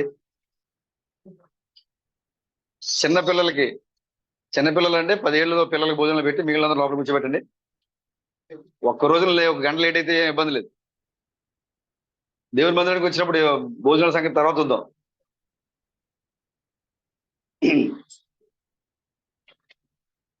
చదవబడిన లేఖన భాగం నుంచి పరిశుద్ధ ప్రవక్త లోకపు భార్య, దేవుని ప్రవక్త వేశ్య అయిన భార్య అనే అంశము. మనం కొన్ని విషయాలు మనం మాట్లాడుకుందాం. క్రీస్ థామస్ను గురించి నేటి కాలంలో స్పోకెన్ వర్డ్ బిలీవర్స్, అంత్యకాల వర్తమానికులు, బిలీవర్స్ విశ్వాసులు, పాస్టర్స్ విశ్వాసులు, పాస్టర్లు క్రీస్తు బ్రహ్మం తర్వాత, గొప్ప ప్రవక్త అయిన బ్రహ్మం తర్వాత మరొక వర్తమానం లేదు, మరొక వర్తమానికి అవసరం లేదు. యూదులు చెప్తూ ఉంటారు, మోషే ఏలియాల తర్వాత మరొక ప్రవక్త లేడు, మాకు ప్రవక్తలు అవసరం లేదు. చెప్పారా లేదా? చెప్పారు బ్రదర్? ఏమన్నారు? గుడ్డివాడి దగ్గరికి ఏమన్నారు? నువ్వు యేసు ప్రవక్త, యేసు శిష్యుడివి, మేము మోషే శిష్యులము. వాళ్ళకి ఆ ప్రవక్త, చివరి ప్రవక్త ఎవరంటే మోషే ఏలియాలే. వాళ్ళ మాటలే నమ్ముతారు. వాళ్ళు తప్ప మాకు వేరే ప్రవక్తలు లేరు. యేసు ఎలా ప్రవక్త అవుతాడు? మాకు కాదు ఆయన ప్రవక్త, మేము ఆయన శిష్యులం కాదు అని ఇజ్రాయేల్ తోసేశారు. క్రైస్తవులు చెప్తున్నారు, యేసు క్రీస్తు తర్వాత ఇక మరలా ఏమీ లేదు, ఇక అంతా యేసు క్రీస్తునే ముగిసిపోయింది. యూదులేమో, ఇజ్రాయేలేమో మోషేయుల దగ్గర ఆగిపోయారు, క్రైస్తవులేమో యేసుక్రీస్తు దగ్గర ఆగిపోయారు. యేసుక్రీస్తు తర్వాత ఇక మాకు ఏమీ లేదు, మాకు ఇక అవసరం లేదు, ఆయనే చివరి వర్తమానికుడు, ఆయన రక్షణ ఈ లోకాన్ని తీసుకుని వచ్చాడు కాబట్టి ఇక ఆయన తర్వాత వేరొక వర్తమానికుడు లేడు. ఒకవేళ మీరు చెప్పినా మాకు అవసరం లేదు. అర్థమవుతుందా ఎక్కడెక్కడ ఆగిపోతున్నారు జనాలు? గిద్యోను ఏ విధంగా అయితే తన యొక్క సైన్యాన్ని విడతల వారిగా ఆయన తగ్గించాడో, ఇప్పుడు దేవుడు కూడా ఆది నుంచి కూడా ఇప్పటి వరకు దేవుడు తనక ఆ సైన్యంలో ఉన్న ప్రజల్ని ఏం చేస్తున్నాడు? ఆయన తగ్గించుకుంటూ వస్తున్నాడు. చిన్న మంద గిద్యోను పిలిచినప్పుడు యుద్ధం చేయడానికి వేలాది మంది వచ్చేసారు. అబ్బో ఎంతమందా ప్రభు, నాడు ఎంతమంది అవసరం లేదు, నాకు తగ్గించాడు ఆయన ఒక 3 విధాలుగా ప్లాన్ చేపించి మూడవసారి ఆ నీళ్లు తాగేవారిలో గతికిన వారికి ఒక లెక్క, గతకని వారికి ఒక లెక్క పెట్టి చివరికి 1000 మంది సైన్యం యుద్ధం చేయడానికి వస్తే 300 మందిని మాత్రమే తీసుకున్నాడు ఆయన. 1000 మంది సైన్యంలో గిద్యోను యొక్క సైన్యం ఫిల్టర్ చేయబడింది. ఎంతమంది వచ్చారు? 300 మంది. ఈ ప్రపంచంలో 700 కోట్లకు పైగా జనాభా ఉంటే దేవుడు ఆ గిద్యోను ఏ విధంగా అయితే ఫిల్టర్ చేసుకుంటూ వెళ్ళిపోయాడో, అలాగే ఇప్పుడు దేవుడు ప్రతి కాలంలోనూ ఆయన ఏం చేశాడు? ఫిల్టర్ చేసుకుంటూ వచ్చాడు. ఇప్పుడు చివరికి మిగిలిన జనాభా ఎంత అంటే 700 మంది. గిద్యోను ఆ 300 మందితో యుద్ధం చేసి శత్రువులు తరిమివేసి మరలా తిరిగి వచ్చాడు ఆయన వెనక్కి. అలాగే ఇప్పుడు నిజమైన గిద్యోను క్రీస్తు థామస్ చిన్న మందితో ఈ 700 మందితోనే యుద్ధం చేసుకుంటూ వెళ్తున్నాడు ఆయన. ఇప్పుడు మరలా తిరిగి 1000 పరిపాలన ఇక్కడ రాబోతున్నాడు ఆయన. హల్లెలూయా. చాలా అల్పమైన సంఖ్య. యూదుల్ని దేవుడు అక్కడే ఆపేశాడు, క్రైస్తవుల దేవుడు అక్కడే ఆపేశారు. ఏసు తప్ప మాకు ఒక దేవుడు మాకు అవసరం లేదు. ఇప్పుడు తర్వాత ఎవరైతే ప్రవక్త బ్రహ్మని నమ్ముతున్నారో ఆ బ్రహ్మని ప్రవక్త నమ్మేవారి దగ్గర వాళ్ళేమంటున్నారంటే, ఇక బ్రహ్మ తర్వాత మాకేమీ అవసరం లేదు, అల్టిమేట్ ఆయనే, ఆయన తర్వాత మాకేమీ లేదు. అయితే మనం ఈ లోకానికి చెప్తా ఉన్నాము, మనం ఈ లోకానికి హెచ్చరిక చేస్తా ఉన్నాము, బ్రహ్మ తర్వాత చేయాల్సిన పరిచర్య సంఘములో అతి గొప్ప పరిచర్య ఉంది. అది వినడానికి షార్ట్ అండ్ క్విక్ మెసేజే, ఒక క్లుప్త త్వరిత వర్తమానమే, కానీ అది ప్రపంచాన్ని కదిలించే సందేశం. అది క్రీస్తు బ్రహ్మ తర్వాత వచ్చే సందేశము ప్రపంచాలను కదిలించే సందేశము. సహోదరుడా, క్రీస్తు బ్రహ్మ అయితే అద్భుతాలు స్వస్థం చేసి ప్రపంచాన్ని ఆయన 7 సార్లు సంచరించి సంఘ శాఖలు మొత్తాన్ని ఎరుకో గోడలు కూల్చినట్లుగా కూల్చివేశాడు ఆయన. మరి ఇప్పుడు బ్రహ్మ తర్వాత వచ్చే వర్తమానికుడు ఇంకా కదిలించేదేంటి? అవునా? చూడండి, బ్రహ్మ తర్వాత కదిలించే క్రీస్తు థామస్ యొక్క సందేశము, ఆయన పరిచర్యలు దరిదాపుగా 22-23 పైగా ఆ యొక్క సంఘంలోకి వచ్చి రెండవసారి పరిచర్యలో యేసు క్రీస్తు చేయాల్సిన పరిచర్య 22 పైగా పాయింట్లు ఉన్నాయి. ఇవన్నీ కూడా నేను కోట్ చేసుకొచ్చాను. క్రిస్తామస్ చేసిన పరిచర్య ఎక్కడ? సంఘములో. ఆమేన్. ఏలియా వచ్చి ఇప్పుడు ఏం చేయాలి? ఏలియా వచ్చి సమస్తమును చక్కబెట్టాలి బ్రదర్. ఇక లేదు సమయము. ఏలియా మొత్తాన్ని సరి చేయాలి. ఇప్పుడు బైబిల్లో ఆది నుంచి ప్రకటన గ్రంథం వరకు స్పోకెన్ వర్డ్ లో నీవు గ్రహించలేని విషయాలు, పరిశుద్ధ గ్రంథంలో నీవు గ్రహించలేని విషయాలు, ఆకాశంలో నీవు గ్రహించలేని విషయాలు, ఇవన్నీ కూడా ఆయన సమస్తాన్ని పోగు చేసి నీకు ఇవ్వాలి. ఆయన చక్కబెట్టాలి ఇప్పుడు ఏలియా వచ్చి. ఇక తర్వాత ఎవరు లేదు చక్కబెట్టడానికి. ఏలియా వచ్చి సమస్తమును చక్కబెట్టాలి. యేసుక్రీస్తే సాక్ష్యం ఇచ్చారు మాటని. ఏలియా వచ్చి సమస్తమును చక్కబెట్టునన్న మాట నిజమే. ఆయనను మీరు అతని ఎడల మీకు ఇష్టం వచ్చినట్టుగా మీరు ప్రవర్తించారు కాబట్టి ఆ ఏలియా వచ్చి వెళ్ళిపోయాడు. ఏలియా వచ్చి వెళ్ళిపోయిన సంగతి కూడా తెలియలేదు వాళ్ళకి. ఆనాడు ఇజ్రాయేల్కి తెలియలేదు, నేడు క్రైస్తవులకి తెలియలేదు. ఇప్పుడు ఎవరైతే మేము సూపర్ చర్చ్ అత్యున్నతమైన సంఘంలో విశ్వాసం అని చెప్తున్నారో వారికి కూడా తెలియట్లేదు. ఏలియా వచ్చి వెళ్ళిపోయాడు. అందుకోసమే యెహెజ్కేలు ఏం చూశాడు? చక్రములో చక్రము, చక్రములో చక్రము. వాటికి ఏమన్నాయట? ఆత్మలు ఉన్నాయి, దానికి రెక్కలు ఉన్నాయి. ఆ ఎదరు చక్రాలు ఎటు తిరిగితే మిగిలిన చక్రాలు కూడా అటే తిరుగుతోంది, అటే ఎగురుతూ ఉన్నాయి. ఆత్మ కలిగింది అవి. చక్రములో చక్రము. పరిచర్యలో పరిచర్య. 7వ దూతలో మరొక 7వ దూత, సంఘములో మరొక సంఘము, ముద్రలో మరొక ముద్రలు, సంఘకాలలో మరొక సంఘకాలాలు. చూసారా? చక్రములో చక్రము ఉంది ఇక్కడ. ఆమేన్. కాబట్టి దేవుడు ఎందుకు వాళ్ళ యొక్క కనులను మూసివేశాడు అంటే నీ కనులు తెరవడానికి. ప్రభుకి స్తోత్రం కలుగును గాక. ఈ చివరి కాల సమయంలో క్రిస్ థామస్ యొక్క వర్తమానం బ్రాన్హామ్ వెళ్ళిపోయిన తర్వాత ఆయన మరలా 2వసారి పరిచర్యలో వచ్చినప్పుడు జరగాల్సిన పరిచర్య పిల్లల హృదయాలను తండ్రుల వైపు తిప్పే పరిచర్య. అది క్రిస్ బ్రాన్హామ్ చేయలేదు. అది ఎవరి పరిచర్యలో జరగాలి? క్రీస్తు బ్రాన్హామ్ యొక్క 2వసారి పరిచర్యలో జరగాలి. తర్వాత 7వ ముద్ర వర్తమానికుడు. ఎంటెమెస్ఎల్ మీరు చెప్పండి. మీ దగ్గర చుట్టూ వాళ్ళే ఉన్నారు ఇక్కడ. అందుకోసమే మనం ఈ యొక్క పాయింట్లన్నీ కూడా చదువుతా ఉన్నా. బ్రాన్హామ్ తర్వాత జరగాల్సిన పరిచర్య సంఘములో మొదటిది పిల్లల యొక్క హృదయాలను తండ్రుల వైపు తిప్పి పరిచర్య. తర్వాత 7వ ముద్ర వర్తమానికుడు రావాలని బోర్ల పండుగలు ఆయన మాట్లాడుతున్నారు. 7వ ముద్ర వర్తమానికుడు ఎవరు? అయితే ఆయన బ్రాన్హామ్ తర్వాత వర్తమానం లేకపోతే 7వ ముద్ర వర్తమానికుడు ఎవరు? అర్ధరాత్రి సమయంలో వచ్చిన వర్తమానికుడు ఎవరు? మొత్తం 25 ఉన్న అర్ధరాత్రి యొక్క వర్తమానికుడు ఎవరు? అదేవిధంగా లవోదిక సంఘకాలంలో వచ్చిన 2వ ఏలియా ఎవరు? ఆమేన్. లవోదిక సంఘకాలంలో మొదటి ఏలియా వచ్చారు. ఆయన ఎవరు? క్రీస్తు బ్రాన్హాము. లవోదిక సంఘకాలంలో 2వ ఏలియా కూడా భూమి మీద ఉన్నాడు. అయ్యలారా ఇదేనా ఆ సమయం అనే వర్తమానం ఆయన మాట్లాడుతున్నారు. 2వ ఏలియా వచ్చినప్పుడు. హల్లెలూయా. కాబట్టి ఏలియా, మొదటి ఏలియా ప్రవక్త, మీరు నమ్ముతున్న గొప్ప ప్రవక్త బ్రాన్హామ్ అయి ఉంటే కనుక అయ్యలారా ఇదేనా ఆ సమయంలో ఆయన మాట్లాడుతున్నారు. 2వ ఏలియా పరిచర్య కూడా ఉంది. మరి అయితే అది ఎప్పుడు జరగాలి? 2వ ఏలియా పరిచర్య. అదేవిధంగా వధువు వృక్షం యొక్క పునరుద్ధరణలో 4వ వర్తమానికుడు. ఇది క్రైస్తవులకు అర్థం కాని ప్రజలు, ఇంటర్మేషన్లకు అర్థం కాని ప్రజలు. ఇది వధు వృక్షం యొక్క పునరుద్ధరణలో 4వ వర్తమానికుడు. మన ఒక సోదరుడు మెసేజ్ ఇస్తాడు. అంటే మీ సోదరుడు ఏం చెప్తాడు అనుకునే విన్నా మెసేజ్. చివరికి 4 వర్తమానికులు రావాలి, 4 జీవవర్తమానికులు రావాలి అని ప్రవక్త కొటేషన్ ఇచ్చి చదివాడు. వధు వృక్షం యొక్క పునరుద్ధరణలో 4 మరణ వర్తమానికులు వచ్చారు. వారు సంఘాన్ని చంపివేశారు. ఆ మిడతలు, పసర పురుగులు, చీడ పురుగులు, గొంగళ పురుగులు వచ్చి ఆ వధు వృక్షాన్ని పీల్చి పిప్పు చేసేశారు. దాంట్లో ఉన్న జీవానందం కూడా లాగేశారు. అయితే ఈ చివరికాల సమయంలో మరొక 4 జీవ వర్తమానికులు రావాలి. ఆమేన్. ఆ 4 జీవ వర్తమానికుల్లో మొదట ఆయన ఎవరు చెప్పాలి? విన్నారా మీరు ఇంతకు ముందు ఈ మాటలు? 4 మరణ వర్తమానికులు ఉన్నారు. అది సాతాను యొక్క సైన్యం. అది 4 జీవ వర్తమానికులు ఉన్నారు. అది దేవుని యొక్క ప్రవక్తలు, దేవుని యొక్క సంఘ సంస్కృతులు మరియు ప్రవక్తలు. ఈ 4 జీవ వర్తమానికుల్లో మొదటి వ్యక్తి ఎవరు? Martin Luther. 2వ దూత జాన్ వెస్లీ. ఆయన 2వ వర్తమానికుడు. జీవ వర్తమానికుల్లో సంఘాన్ని తిరిగి పునరుద్ధరించడంలో ఉపయోగించిన దేవుడు వాడుకున్నట్టుగా 4 జీవ వర్తమానికుల్లో మొదటి వర్తమానికుడు మార్టిన్ లూథర్, 2వ వర్తమానికుడు జాన్ వెస్లీ, 3వ వర్తమానికుడు ప్రవక్త, మీరు చెప్తున్న గొప్ప ప్రవక్త అయిన బ్రాన్హామ్. మరి 4వ వర్తమానికుడు ఎవరే అంటే ఆయన ఏం చెప్పారు? చెప్పారు కదా 4 వర్తమానికులు రావాలని చెప్పింది ఎవరు? బ్రహ్మ గారు చెప్పారు. మరి 4వ వర్తమానికుడి గురించి ఆయన ఏం మాట్లాడారు? హోలీ స్పిరిట్. పరిశుద్ధాత్మ. 4వ వర్తమానికుడు ఎవరు? పరిశుద్ధాత్మ. పరిశుద్ధాత్మ వచ్చినప్పుడు ఏం చేయాలి? మీరు చదివారా లేదా? నన్ను చదవమంటారు కొటేషన్ తీసి? చదివారా మీరు దాన్ని? 7వ దూత వర్తమాన పుస్తకంలో ఆ కొటేషన్ ఉంటుంది, చూడండి ఒకసారి.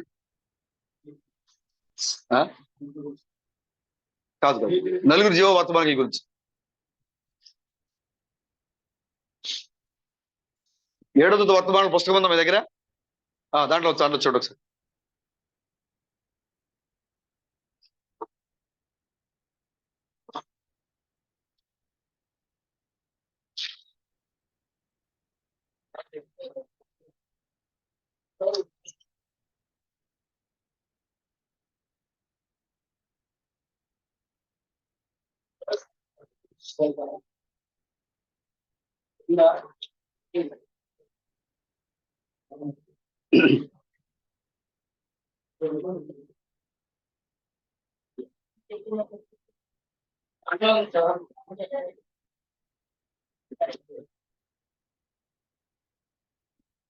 తిరిగిందా బ్రదర్?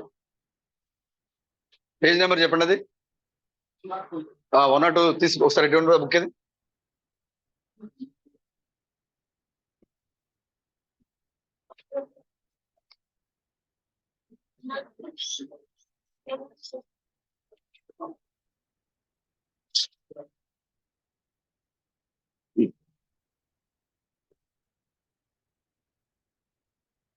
తీసా? అది ఓపెన్ చేశారా? హబ్బు ఒకసారి.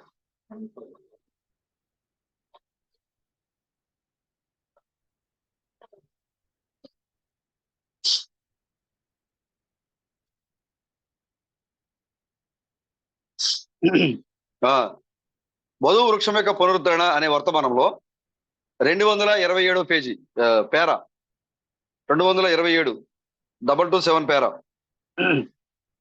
క్రిస్ వెనగర్ మాట్లాడతాను, చూడండి. నేను చదువుతున్నాను. షామిల్ సౌండ్ పెట్టి మాట్లాడుతున్నాను. మీరు దానిని అందుకున్నారా? ఆమేన్.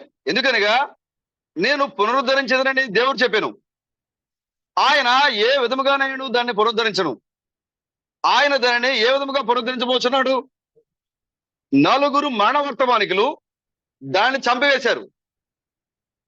4 మానవర్తమానికులు వధు వృక్షాన్ని చంపివేశారు. ఎవరి 4 మానవర్తమానికులు? రోమ్ యొక్క వర్తమానికులు. సంఘాన్ని వాళ్ళు భ్రష్టు పట్టించారు. ఇప్పుడు మరలా అంతటా 4 జీవ వర్తమానికులు దానిని పునరుద్ధరించారు. మొదటిది ఏది? మార్టిన్ లూథర్, నీతీకరణ. రెండవది ఏది? జాన్ వెస్లీ, శుద్ధీకరణ. మూడవది ఏది? పరిశుద్ధాత్మ బాప్తిసము, అంటే క్రిస్ బెడం, ఆయన పేరు చెప్పలేదు అక్కడ. పరిశుద్ధాత్మ బాప్తిసము. 4వది ఏమిటి? వాక్యము, అనగా పరిశుద్ధాత్మ, హోలీ స్పిరిట్. హల్లెలూయా. 4వ జీవ వర్తమానికుడు క్రిస్ బెడం. ఎన్నో వర్తమానికుడు? సంఘానికి జీవం ఇచ్చే వర్తమానికుల్లో మొదటిగా లూథర్ అయితే, రెండవది వెస్లీ అయితే, మూడవది బ్రెనామ్ అయితే, 4వది 4వ వర్తమానికుడు ఉన్నాడు. ఈ యొక్క అంత్యకాల సువార్త విశ్వాసాలని, పాస్టర్లను మనం అడుగుతూ ఉన్నాము. మీరు నమ్ముతున్న గొప్ప ప్రవక్త చెప్పిన వర్తమానం నుంచే మేము మాట్లాడుతున్నాము. 4వ జీవ వర్తమానికుడు వాక్యమై ఉన్నాడు, పరిశుద్ధాత్మై ఉన్నాడు. మరి 4వ జీవ వర్తమానికుడు ఎప్పుడు వచ్చారు? ఎక్కడికి వచ్చారు? ఆయన పరిచర్య ఎలా జరుగుతూ ఉంది? నువ్వు 3వ వర్తమానికుడి దగ్గర ఆగిపోయావు. బ్రెనామ్ మాకు చాలు అని అనుకున్న వాళ్ళు ఎక్కడ ఆగిపోయారు? 3వ వర్తమానికుడి దగ్గర ఆగిపోయారు వాళ్ళు. కానీ మనం ఎక్కడున్నాం ఇప్పుడు? 4వ జీవ వర్తమానికుడు ఆయన వాక్యమై ఉన్నాడు, పరిశుద్ధాత్మ అయినాడు ఆయన. హల్లెలూయా. ఆ యొక్క వధు వృక్షం యొక్క పునరుద్ధరణలో 4వ వర్తమానికుడు ఎవరు? అదేవిధంగా వేరొక బాప్తిస్మం ఇచ్చి యోహాను స్పష్టంగా చెప్పారు. మొదటి రాకడలో యేసుక్రీస్తుని పరిచయం చేయడానికి బాప్తిస్మం ఇచ్చి యోహాను వచ్చారు. అలాగే 2వ రాకడలో మరలా 2వ రాకడ గురించి, యేసుక్రీస్తు గురించి ప్రకటించడానికి వేరొక బాప్తిస్మం ఇచ్చి యోహాను రావాలి. ఆమేన్. ఇప్పుడు ఈ యొక్క వర్తమానికుడు ఎవరు? వేరొక బాప్తిస్మం ఇచ్చి యోహాను. 4 జీవ వర్తమానికులు ఒక వర్తమానికుడు, పిల్లల హృదయాలు తండ్రి వైపు తిప్పిన వర్తమానికుడు, 7వ ముద్రను పగలగొట్టిన వర్తమానికుడు, 3వ ఏడుపును పగలగొట్టిన వర్తమానికుడు. ఇంత పరిచర్య ఉంటే బ్రెనామ్ తర్వాత పరిచర్య లేదని ఎలా చెప్తారు మరి వీళ్ళు? చెప్పడానికి షార్ట్ అండ్ క్విక్ మెసేజ్ ఆయన సమస్తాన్ని పోగు చేస్తుంది. ఆది నుంచి ప్రకటన గ్రంథం వరకు పోగు చేసే పరిచర్య, ఏలియా పరిచర్య. ఆమేన్. తర్వాత క్రీస్తు బ్రహ్నాం యొక్క ఖడ్గము అంగీని ధరించిన వ్యక్తి. చెప్పారా లేదా క్రీస్తు బ్రహ్నాం గారు? ఇదిగో నా యొక్క అంగి మరియు నా యొక్క ఖడ్గము ఇది వేరే వాళ్ళ చేతికి వెళ్ళాలని నేను యథార్థంగా ప్రార్థన చేస్తున్నాను, ప్రభు అని ప్రార్థన చేశాడు ఆయన. అంటే క్రీస్తు బ్రహ్నాం యొక్క చేతులకు వచ్చిన సాబినా క్యానియన్ లో ఆయన చేతులకు ఖడ్గం వచ్చింది. ఆ సాబినా క్యాన్లోకి వెళ్ళినప్పుడు ఆయన తన రెండు హస్తాలను పైకెత్తి ఆయన ప్రార్థన చేస్తున్న సమయంలో ఆయన దగ్గరికి ఏమొచ్చింది? ఖడ్గం వచ్చింది. ఆ ఖడ్గం వచ్చినప్పుడు ఒక స్వరం వచ్చింది పరలోకం నుంచి. ఆ స్వరం వచ్చిన ఆ యొక్క స్వరం ఏం చెప్తా ఉంది? ఇది రాజు ఖడ్గము, రాజు యొక్క ఖడ్గము కాదు, ఇది రాజు ఖడ్గము. హల్లెలూయా. ఆ యొక్క ఖడ్గము నా చేతికి సరిగా ఇమిడిపోయిందని చెప్పారు ఆయన. రాజు యొక్క ఖడ్గం అంటే ఎక్కడో ఒక రాజు ఉన్నాడు, ఆ రాజు యొక్క ఖడ్గం నీకు ఇవ్వబడింది. కానీ రాజు యొక్క ఖడ్గము కాదది, రాజు ఖడ్గం ఇది. ఒకే ఒక రాజు ఉన్నాడు, ఆయన దేవుడే ఉన్నాడు. హల్లెలూయా. ఆ దేవుని యొక్క ఖడ్గము ఈ భూమి మీద నిలబడిన ఒక మానవుడిన బ్రహ్నాం యొక్క చేతికి సరిగ్గా సరిపోయింది, అమర్చబడిన చేతిలో. బ్రహ్నామ తర్వాత మరొక వర్తమానం లేదని మీరు ఎలా చెప్తారు బ్రదర్? దేవాజీ బ్రదర్, బ్రహ్నామ తర్వాత వర్తమానం లేదని ఎలా చెప్తారు? వింటున్నారు కదా, రాసుకుంటారు కదా ఈ పాయింట్లు మీరు. వేరొక బాప్తిస్మం ఇచ్చి యోహాను, క్రీస్తు యొక్క మొదటి రాకడిని పరిచయం చేసిన యోహాను మరలా ఆయన ఏం చేయాలి? రెండో రాకడిని పరిచయం చేయాలి. ఆయనే వేరొక బాప్తిస్మం ఇచ్చి యోహాను. లౌకిక సంకలంలో ఇద్దరు ఏలియాలు ఉండాలి. త్వర చూడండి. నిజమైన మధ్యవర్తి. హల్లెలూయా. మనుషులకు దేవుని మన ఏవి అన్నాడు కదా, ఏవి చెప్పాడు కదా, పరలోకపు నుంచి దిగి వచ్చిన మధ్యవర్తిన. ఈ మధ్యవర్తి ఎలాంటి వాడై ఉండాలి? పరిశుద్ధుడై ఉండాలి. క్రిస్ బ్రహ్నాం గారు చెప్తున్నారు, అదే క్రిస్ థామస్ గారు చెప్తున్నారు, ఓ పరిశుద్ధమైన దేవుని యొక్క హస్తాన్ని భూమి మీద ఉన్న వధువు యొక్క హస్తాన్ని పట్టుకుని వాళ్ళిద్దరికి ప్రధానము చేయాలి అంటే పరిశుద్ధమైన దేవుని పట్టుకుని వాడు ఏమై ఉండాలి? పరిశుద్ధులై ఉండాలి. ఇక్కడ ఎవరైతే భూమి మీద ఉండి దేవుని చే హస్తాన్ని పట్టుకునే వాళ్ళు ఉన్నారో వాళ్ళు కూడా ఏమై ఉండాలి? పరిశుద్ధులై ఉండాలి. నిలబడిన వాడు కూడా ఏమై ఉండాలి? పరిశుద్ధులై ఉండాలి. ఆ ఎర్రని పెయి వదిలించిన తర్వాత ఆ పోగు చేసేవాడు ఎవరై ఉండాలి? పరిశుద్ధులై ఉండాలి. చూసారా? నిజమైన పరిశుద్ధుడు, నిజమైన మధ్యవర్తి. యోబు చెప్తున్నాడు, ఓ నేను ఎలాగా ఆయన పట్టుకోగలను, నేను ఎలాగా ఆయన కనుగొనగలను? ఓ మధ్యవర్తి అయిన పరిశుద్ధైన మధ్యవర్తి లేకుండా నేను ఎలా ఆయన కనుగొనగలను? సరే, ఆయన నరుడు ఆయన చూడగలడా? ఏమంటున్నాడు? నరుడు ఆయన చూడలేరు. కానీ ఆ దేవుణ్ణి నరుడిని కలిపేటువంటి మధ్యవర్తి రావాలి. హల్లెలూయా. వధువు యొక్క నాయకుడు. ఆమేన్. వధువుకి నాయకుడు. రాజు తన సైన్యం ముందు ఎలా నడుస్తాడంట? టీవీగా. సైన్యం లేకుండా రాజు అక్కడే వెళ్తాడు బ్రదర్ యుద్ధానికి. దేవుడైనా వెళ్ళగలడు, కానీ ఆయనకు ఒక ప్రణాళిక ఉంది. ఆయన భూమి మీద ఏ కార్యం చేశాడో ఆయన పరలోకంలో కూడా అదే కార్యం చేస్తారు. రాజు యుద్ధానికి వెళ్ళేటప్పుడు రాజు వెనక ఎవరుంటారు? సైన్యం ఉంటుంది. రాజు యొక్క బలము ఎవరు? సైన్యము. ఆయన అంటున్నాడు, ఇదిగో మీరు నా యొక్క కిరీటములు మీరు ఏమంటున్నారు? దేవుని యొక్క కిరీటములు మీరు ఏమైనారు? ముత్యములు, ఆభరణాలు. మీరు కిరీటం ఉంటే దానికి ఆభరణాలు లేకుండా ఉరికి చేస్తే కుదరదు. దానికి అందం ఉండదు. దానికి అక్కడ ఆ కిరీటం అందంగా ఉండాలంటే ఏముండాలి కిరీటంలో? అది వజ్రాలతో, రత్నాలతో, ఆభరణాలతో అలంకరించబడి ఉంటే అది కిరీటం కనపడుతూ ఉంటుంది. సొలొమోను కిరీటం చాలా విలువైంది, సింహాసనం విలువైందే, కిరీటం విలువైందే. ఆ ఎన్నికే లేదట సొలొమోను కాలంలో. వెండి బంగారానికి, వెండి అయితే రాళ్ల కుప్పల్లాగా ఉందంట. ఎక్కడ పడితే అక్కడ వెండి, ఎక్కడ పడితే అక్కడ ఉంది వెండి. బంగారం ఎన్నిక లేనిది అయిపోయింది. హల్లెలూయా. దైవత్వం ఇప్పుడు మీ మధ్యలో బ్రదర్ అలాగే ఉంది బ్రదర్. గుట్టలు గుట్టలుగా వచ్చి పడింది మీ మధ్యలోనికి దైవత్వం. వెండి విమోచన గుట్టలు గుట్టగా వచ్చి పడిపోయింది మీకు. సొలొమోను యొక్క పరిపాలన అలాగా లెక్కకి లేకుండా పోయిందంట. వెండి తీయలేకపోయారంట. అబ్బో మేము తీయలేమండి అన్నారట. అన్ని కిలోలు, కింటాలు వచ్చేసింది, టన్నులు. ఆ యొక్క సింహాసనంలో, ఆ యొక్క ఆభరణంలో, ఆ దేవుని యొక్క ఆ కిరీటములో మనం ఏమై ఉన్నాము? ఆభరణాలై ఉన్నాం. పౌలు గారు చెప్పారా లేదా బ్రదర్? బైబిల్ చదువుతున్నారు కదా మీరు. హల్లెలూయా. వధువు యొక్క నాయకుడు, 7 ఉరుములు బయలుపరిచిన ప్రవక్త. ఆమేన్. ముద్ర పుస్తకం క్రిస్ బ్రహ్నాం గారు చెప్పారు. మొన్న ఒక ఆయన చెప్తున్నాడు, అంటే మెసేజ్ ఫాస్ట్. ముద్రలు ఉరుములను ప్రతిబింబిస్తున్నాయంట. అంటే ఏదైతే మేఘం వచ్చిందో ఆ మేఘంలో వచ్చిన 7 దూతల సముదాయం ఏదైతే ఉందో ఆ 7 దూతల సముదాయము 7 సంఘకాల వర్తమానాన్ని బోధిస్తున్నాడు ఆయన. ఎంత భయంకరంగా చూడండి అసలు. ఈ యొక్క మేఘంలో వచ్చిన వారు ఆయన క్లియర్ గా చెప్పారు, ఇక్కడ 7 సంఘకాల వర్తమానికి ఎవరంటే వీళ్ళు భూ సంబంధమైన వారు. వీళ్ళు 7 సంఘకాల వర్తమానికులు భూ సంబంధమైన వారు. ఆ సమయంలో 7 దూతల సముదాయం వచ్చినప్పుడు భూ సంబంధమైన 7వ దూత కూడా అక్కడే ఉన్నాడు. ఆమేన్. అర్థమవుతుంది కదా. భూ సంబంధమైన వర్తమానికుల దగ్గరికి 7వ దూత భూ సంబంధమైన 7వ దూత ఆ పర్వతం మీద నిలబడినప్పుడు ఓ నిత్యత్వం నుంచి ఓ వేగముతో, అధిక వేగముతో, కాంతి వేగం కంటే వేగముగా హల్లెలూయా అవి దూసుకుంటూ వచ్చేసినాయంట రెక్కలతో, వాడి అనే రెక్కలతో. వాళ్ళు వచ్చి ఈ భూమి మీద భూ సంబంధమైన ఉన్నట్టు ఈ శరీరధారిగా ఉన్నటువంటి ఈ యొక్క 7వ దూత దగ్గరికి వచ్చి వాళ్ళు ఈ యొక్క 7 ముద్రల గురించి మాట్లాడుతున్నారు. వాళ్ళు 7 ముద్రలు వేరు, 7 ఉరుములు వేరు. కృష్ణ గారు ముద్రలు చాలా క్లియర్ గా చెప్పారు. 7 ముద్రలు అవి బైబిల్లో గుర్తులుగా ఉన్నాయి, కానీ 7 ఉరుములు అవి ఉరిమెను అంతే అని చెప్పారు ఆయన. దానికి ఎలాంటి అనువాదము లేదు. 7 ముద్రలు అయితే గుర్తుల్లో ఉన్నాయి, ఎరుపు, నలుపు, తెలుపు గుర్రాలు ప్రయాణం చేస్తా ఉన్నాయి అక్కడ, కానీ 7 ఉరుములు ఉరిమెను అంతే. మరి ఏ శబ్దము లేదు ఇక, ఏ అనువాదము లేదు దానికి ఎక్కడ. దాంట్లో ఈ ఉరుము అనగా దేవుని యొక్క స్వరము. దేవుడు తన నామాన్ని ఆయనే పలుకుతున్నాడు అక్కడ. హల్లెలూయా. ఎవరో పలకట్ల. 7 ఉరుములు అనగా ఉరుము అనగా దేవుని యొక్క స్వరము. ఆయన తన పేరుని ఆయనే పలుకుతున్నాడు అక్కడ. ఆ 7 ఉరుముల్లో ఆయన పేరు దాగి ఉంది అక్కడ, ఆయన స్వరము దాగి ఉంది ఆ 7 ఉరుముల్లో. 7 ఉరుములు చెప్పడానికి ఒక వర్తమానికి రావాలి. రాసిందైతే ఎవరైనా చదువుతారు బ్రదర్. యెషయా అది కూడా చెప్పాడు. రాసిందని చదువు వచ్చిన దగ్గర తీసుకెళ్తే ఏమన్నాడు, అబ్బాయి ఇది చదువుతున్నాడు కానీ నాకు అర్థం కావట్లేదు అంటాడు. చదువు రాని వాడి దగ్గర తీసుకెళ్తే ఉన్నాడు, ఎవరు చదువు లేదండి అన్నాడు. మరి ఎవరు రాసిందనే చదవలేకపోతా ఉంటే రాయబడిందని ఎవరు చెప్తారు బ్రదర్? ఎవరైనా చెప్పగలరా? ఎవ్వరూ చెప్పలేరు బ్రదర్.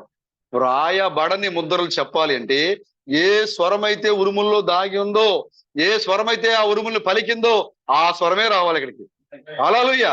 కాబట్టి ఆ 7 ఉరుములు పలికిన ఆ స్వరమే, ఆ దేవుని యొక్క స్వరమే ఈ లోకానికి దిగి వచ్చి 7 ఉరుముల్లో దాగిన రహస్యాన్ని బయలుపరిచింది. ఆ 7 ఉరుములు ఏముంది? దేవుని యొక్క క్రొత్త పేరుంది. ఆ 7 ఉరుముల్లో ఆ కొత్త నామం ప్రకటించబడుతూ ఉంది. కాబట్టి 7 ఉరుముల యొక్క వర్తమానికుడు ఎవరు? అర్థమవుతుంది బ్రదర్, దేవాజీ బ్రదర్. తర్వాత యేసుక్రీస్తు యొక్క క్రొత్త పేరు. ప్రకటన 2:17లో ఉన్న దేవుని యొక్క క్రొత్త నామం ఏంటి? తర్వాత 2వ యాత్ర యెహోషువ ఎవరు? 2వ యాత్రలో యెహోషువ ఎవరు? మోషే ఎవరు? 2వ యాత్రలో మోషే ఎవరు? క్రీస్తు మేడం. మరి ఆ 2వ యాత్రలో యెహోషువ ఎవరు? ఆయన పరిశుద్ధాత్మని చెప్పారు. పరిశుద్ధాత్మని చెప్పారు మేడం గారు. ఇప్పుడు యెహోషువ పరిశుద్ధాత్మగా ఉన్నాడు. మనం అడుగుతున్నాం, మరి ఆ యొక్క 2వ యాత్రలో మరి మోషే ప్రవక్త బ్రహ్మ అయి ఉంటే ఆ 2వ యాత్రలో వచ్చినట్టు యెహోషువ ఎవరు? 3వ యాత్ర మోషే ఎవరు? ఎలా చెప్తారు బ్రదర్? ప్రణం తర్వాత మెసేజ్ లేదు, వర్తమానికి లేడని. ఎలాగా ఇన్ని పరిచర్యలు సంఘంలో చేయాల్సిన పరిచర్యలు ఉంటే ప్రణామ తర్వాత పరిచర్య లేదని ఎలా చెప్తారు? 3వ యాత్ర మోషే ఎవరు? 7వ ముద్ర ముగింపు యొక్క వర్తమానికుడు ఎవరు? 7వ ముద్రను పగలగొట్టడం వేరే, 7వ ముద్రను ముగించడం వేరే. అంటే 2వ రకం ఏం చేయాలి? ముగించాలి. ఎప్పుడు ముగించాలి? 2వ రాకడ ఎప్పుడు ముగిస్తా ఉంది? 1000 ఏళ్ల పరిపాలన, రాజులకు రాజుగా ప్రభులకు ప్రభు ఈ భూమి పరిపాలన చేయడానికి రాసిన ఆయన అంటున్నాడు, ఈ యొక్క ఏదైతే 7వ ముద్ర యొక్క ముగింపు యొక్క వర్తమానికుడు, 7వ ముద్రను బయలుపరిచే వర్తమానికుడు కాదు, 7వ ముద్రను ముగించేవాడు. 7వ ముద్ర దేవునికి దేవునికి రాకల్లో మొదటి భాగం ఆర్భాటము, 2వ భాగం ప్రధాన శబ్దము, 3వ భాగము దేవుని మూడ. అంటే చూడండి, ఈ 3 భాగాల్లో ఆర్భాటం అయిపోయింది, ప్రధాన శబ్దం అయిపోయింది. ఆర్భాటం వచ్చేసి 1963లో జరిగింది. అండ్ మరి డేటెస్ మరి చూపించారు థామస్ గారు. మరలా 2వ పరిచర్య 1984లో ఎత్తబడడం కూడా జరిగింది. ఇప్పుడు జరగాల్సిన పరిచర్య ఏంటి? 1000 ఏళ్ల పరిపాలనలో ఆయన ఈ లోకాన్ని దిగి వచ్చి రాజులకు రాజుగా ప్రభులకు ప్రభుగా ఈ లోక రాజ్యాలన్నీ స్వాధీనం చేసుకుని ఆయన పరిపాలించాలి. ఇప్పుడు అదే మిగిలింది. అది 7వ ముద్ర యొక్క ముగింపు, సంఘకాలం యొక్క ముగింపు. ఈ కాలం యొక్క ముగింపు అన్ని జరుగుతున్నాయి ఇక్కడ. వీటిని ముగించడానికి, సమస్తమును చక్కబెట్టడానికి బ్రహ్నాము తర్వాత, మీరు నమ్ముతున్న ప్రవక్త బ్రహ్నాము తర్వాత మరొక వర్తమానికుడు సంఘానికి రావాల్సి ఉంది. ఎలా మీరు చెప్తారు బ్రహ్నాము తర్వాత వర్తమానికుడు లేడు, ఆయన చివరి వర్తమానికుడు అని? మీరు ఎలా చెప్తారు? సరిగా వర్తమానం ఎరగని ప్రజల మధ్యలో ఉండి ఆ వర్తమానం గుర్తించకపోవడం వల్ల మాత్రమే ఈ ఆనాడు ఇశ్రాయేలు, ఓ మాకు మోషే చాలు, మాకు ఇంకెవరు అవసరం లేదు, క్రైస్తవులు మాకు యేసుక్రీస్తు చాలు, మాకు ఇంకెవరు అవసరం లేదు. ఇప్పుడు అదే ఆత్మ నేడు అంత్యకాల వర్తమానం నమ్ముతున్న విశ్వాసంలో పనిచేస్తుంది కాబట్టి మాకు బ్రహ్నాము తర్వాత మరొక వర్తమానికుడు మాకు అవసరం లేదు అని చెప్తున్నారు. కానీ బ్రహ్నాము తర్వాత సంఘంలో జరగాల్సిన పరిచర్య, గొప్ప పరిచర్య ఉంది. హల్లెలూయా. గుడార దర్శనం. ఏం బ్రదర్, మీరు నమ్ముతున్న గొప్ప ప్రవక్త గుడార దర్శనం గురించి మాట్లాడేది. మరి ఆ గుడార దర్శనం ఏంటో ఎక్స్ప్లెయిన్ చేయాల్సింది ఎవరు బ్రదర్? ఆమె గుడార దర్శనం. గుడారం ఎవరు అసలు? ఆ గుడారం ఎవరు? దానిపైన అగ్నిస్తంభం వచ్చి నిలబడింది. ఏంటి ఆ గుడారము? గుడారము ద్వారము దగ్గర ఒక బలమైన దూత నిలబడున్నాడు. ఎవరు బలమైన దూత? గుడారం ఏంటి తెలియాలి, ఆ బలమైన దూత ఏంటి లోపలికి తీసుకుని పోవడం ఏంటి కూడా తెలియాలి. ఆ గుడారం లోపలికి మనం వెళ్ళాలి. ఇప్పుడు క్రీస్తు బలం ఆ గుడారం పై నిలబడినప్పుడు ఆ దూత చెప్తా ఉంది, ఇదిగో నేను మరలా నిన్ను అక్కడ కలుసుకుంటా, ఇదిగో ఆ గుడారంలో కలుసుకుంటా.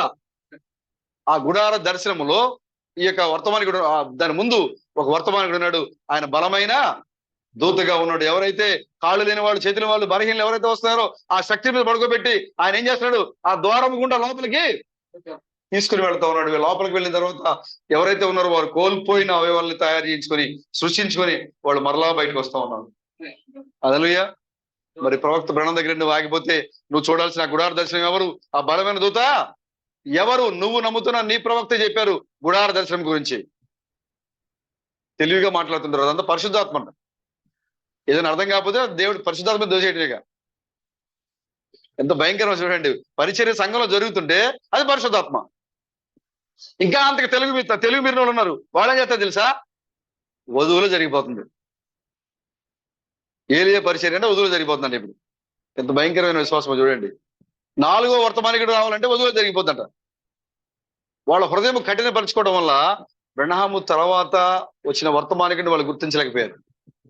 గుడార దర్శనం యొక్క వర్తమానికుడు తర్వాత బలమైన వ్యక్తి, ఆయన ముందు నిలబడిన బలమైన వ్యక్తి.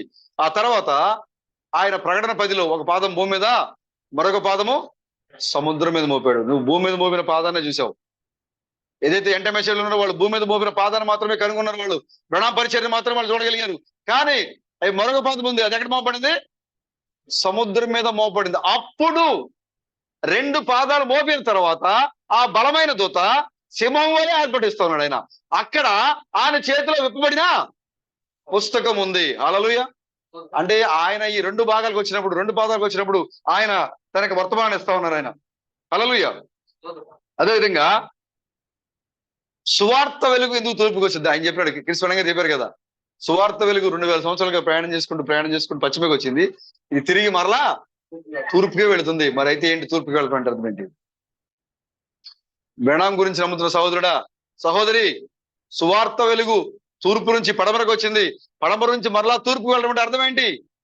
యేసుక్రీస్తు రాకడ, ఇదిగో నా యొక్క రాకడ మెరుపు మెరిచినట్లుగా ఒక దిక్కు నుంచి మరొక దిక్కు ఏదైతే మెరుపు వెళుతుందో అలాగే నా రాకడ ఉంటుందని చెప్పాడు ఆయన. మరిది యేసు ఇక మీ నమ్ముతున్న ప్రవక్త చెప్పిన ఈ యొక్క వర్తమానం ప్రకారంగా యెరూషలేము నుంచి పడమరకు వచ్చింది జీవజలాలు. ఇప్పుడు పడమరలో ఉన్న జీవజలాలు మరలా తిరిగి ఎక్కడ రావాలి? తూర్పు దిశకి రావాలి. తూర్పు దిశ అంటే యెరూషలేము కాదు బ్రదర్. యెరూషలేము కంటే ముందే మరొక దేశం ఉంది. ఆ తూర్పు దేశం అంటే ఆఫ్రికాలో కొంతమంది లేచారు. నేనే 7వ దూత, మేము అంత్యకాల వర్తమానం, మేము అర్ధరాత్రి వర్తమానికులము, రకరకాల పరిచయలు ఉన్న వాళ్ళు ఎక్కడ లేచారు? ఆయన చెప్పారు, ఈజ్ ద బ్లాక్ మ్యాన్. మాకంటే నల్ల మనిషి ఎవరు లేరు కాబట్టి మేమే బ్లాక్ మ్యాన్. ఆఫ్రికన్స్ కదా, వాళ్ళు బాగా నల్లగా ఉంటారు కదా, మేమే బ్లాక్ మ్యాన్స్. పరిచర్య మనతో మనకెంతగా ఉందో మనకంటే పోటీగా ఆఫ్రికాలో ఎక్కువ ఉంది మెసేజ్. వాళ్ళు అనుకుంటున్నారు మా దగ్గరికే వచ్చిందని. కానీ ప్రకటన 15వ అధ్యాయం మీరు చూస్తే కనుక అక్కడ శ్రమలు రాబోతున్నాయి. ఆ శ్రమల్లో ఏం జరగబోతుంది తెలుసా? 7 దూతలు వస్తున్నారు. ఆ 7 దూతల దగ్గర ఏమున్నాయి? 7 తెగుళ్ళు, 7 పాత్రల్లో ఉన్నారు వాళ్ళు. 7 తెగులు పట్టుకుని వచ్చారు వాళ్ళు. 7 పాత్రతో వచ్చారు వాళ్ళు. వారు ఆ యొక్క తెగుల్ని లోకాన్ని కుమ్మరించేదానికి ముందుగా అక్కడ కొంతమంది జనులు ఉన్నారు. ఒకసారి చూడండి ప్రకటన గ్రంథము.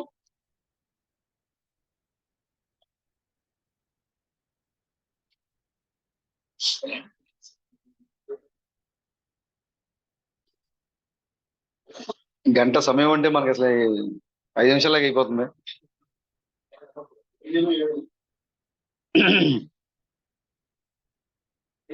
ఆ 15వ అధ్యాయం 7వ వచనం చూడండి.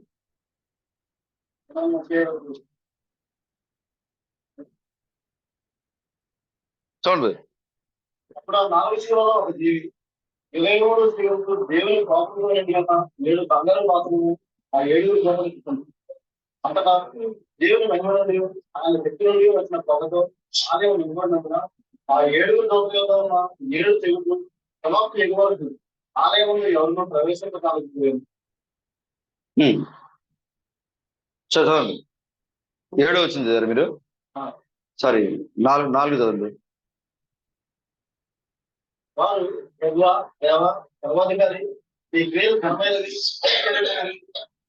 రాజా మీ మార్గం న్యాయములను ప్రభువా నీవు మాత్రము పవిత్రుడు నీకు భయపడని వాడవదు ఈ నామమును మహిమపరచిన వాడవదు ఈ న్యాయములు ప్రత్యక్షపరచబడిన కనుక జనములందరూ వచ్చి ఈ సన్నిధిని నమస్కారం చేయడం చెప్తుంది దేవుడు అతను మోషే కీర్తనలు మునిపర కీర్తనలు పాల్గొన్నారు. ఏంటండి ఏం చేస్తారు ఇక్కడ వీళ్ళు? దేవుణ్ణి పొగుడుతున్నారు వీళ్ళు.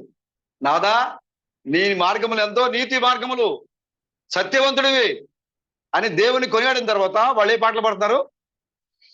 మోషే కీర్తనయు గొర్రె పిల్ల యొక్క కీర్తన. ఏంటి మోషే కీర్తన? ఒకసారి ద్వితీయోపదేశకాండము 32వ అధ్యాయం చూడండి ఒకసారి.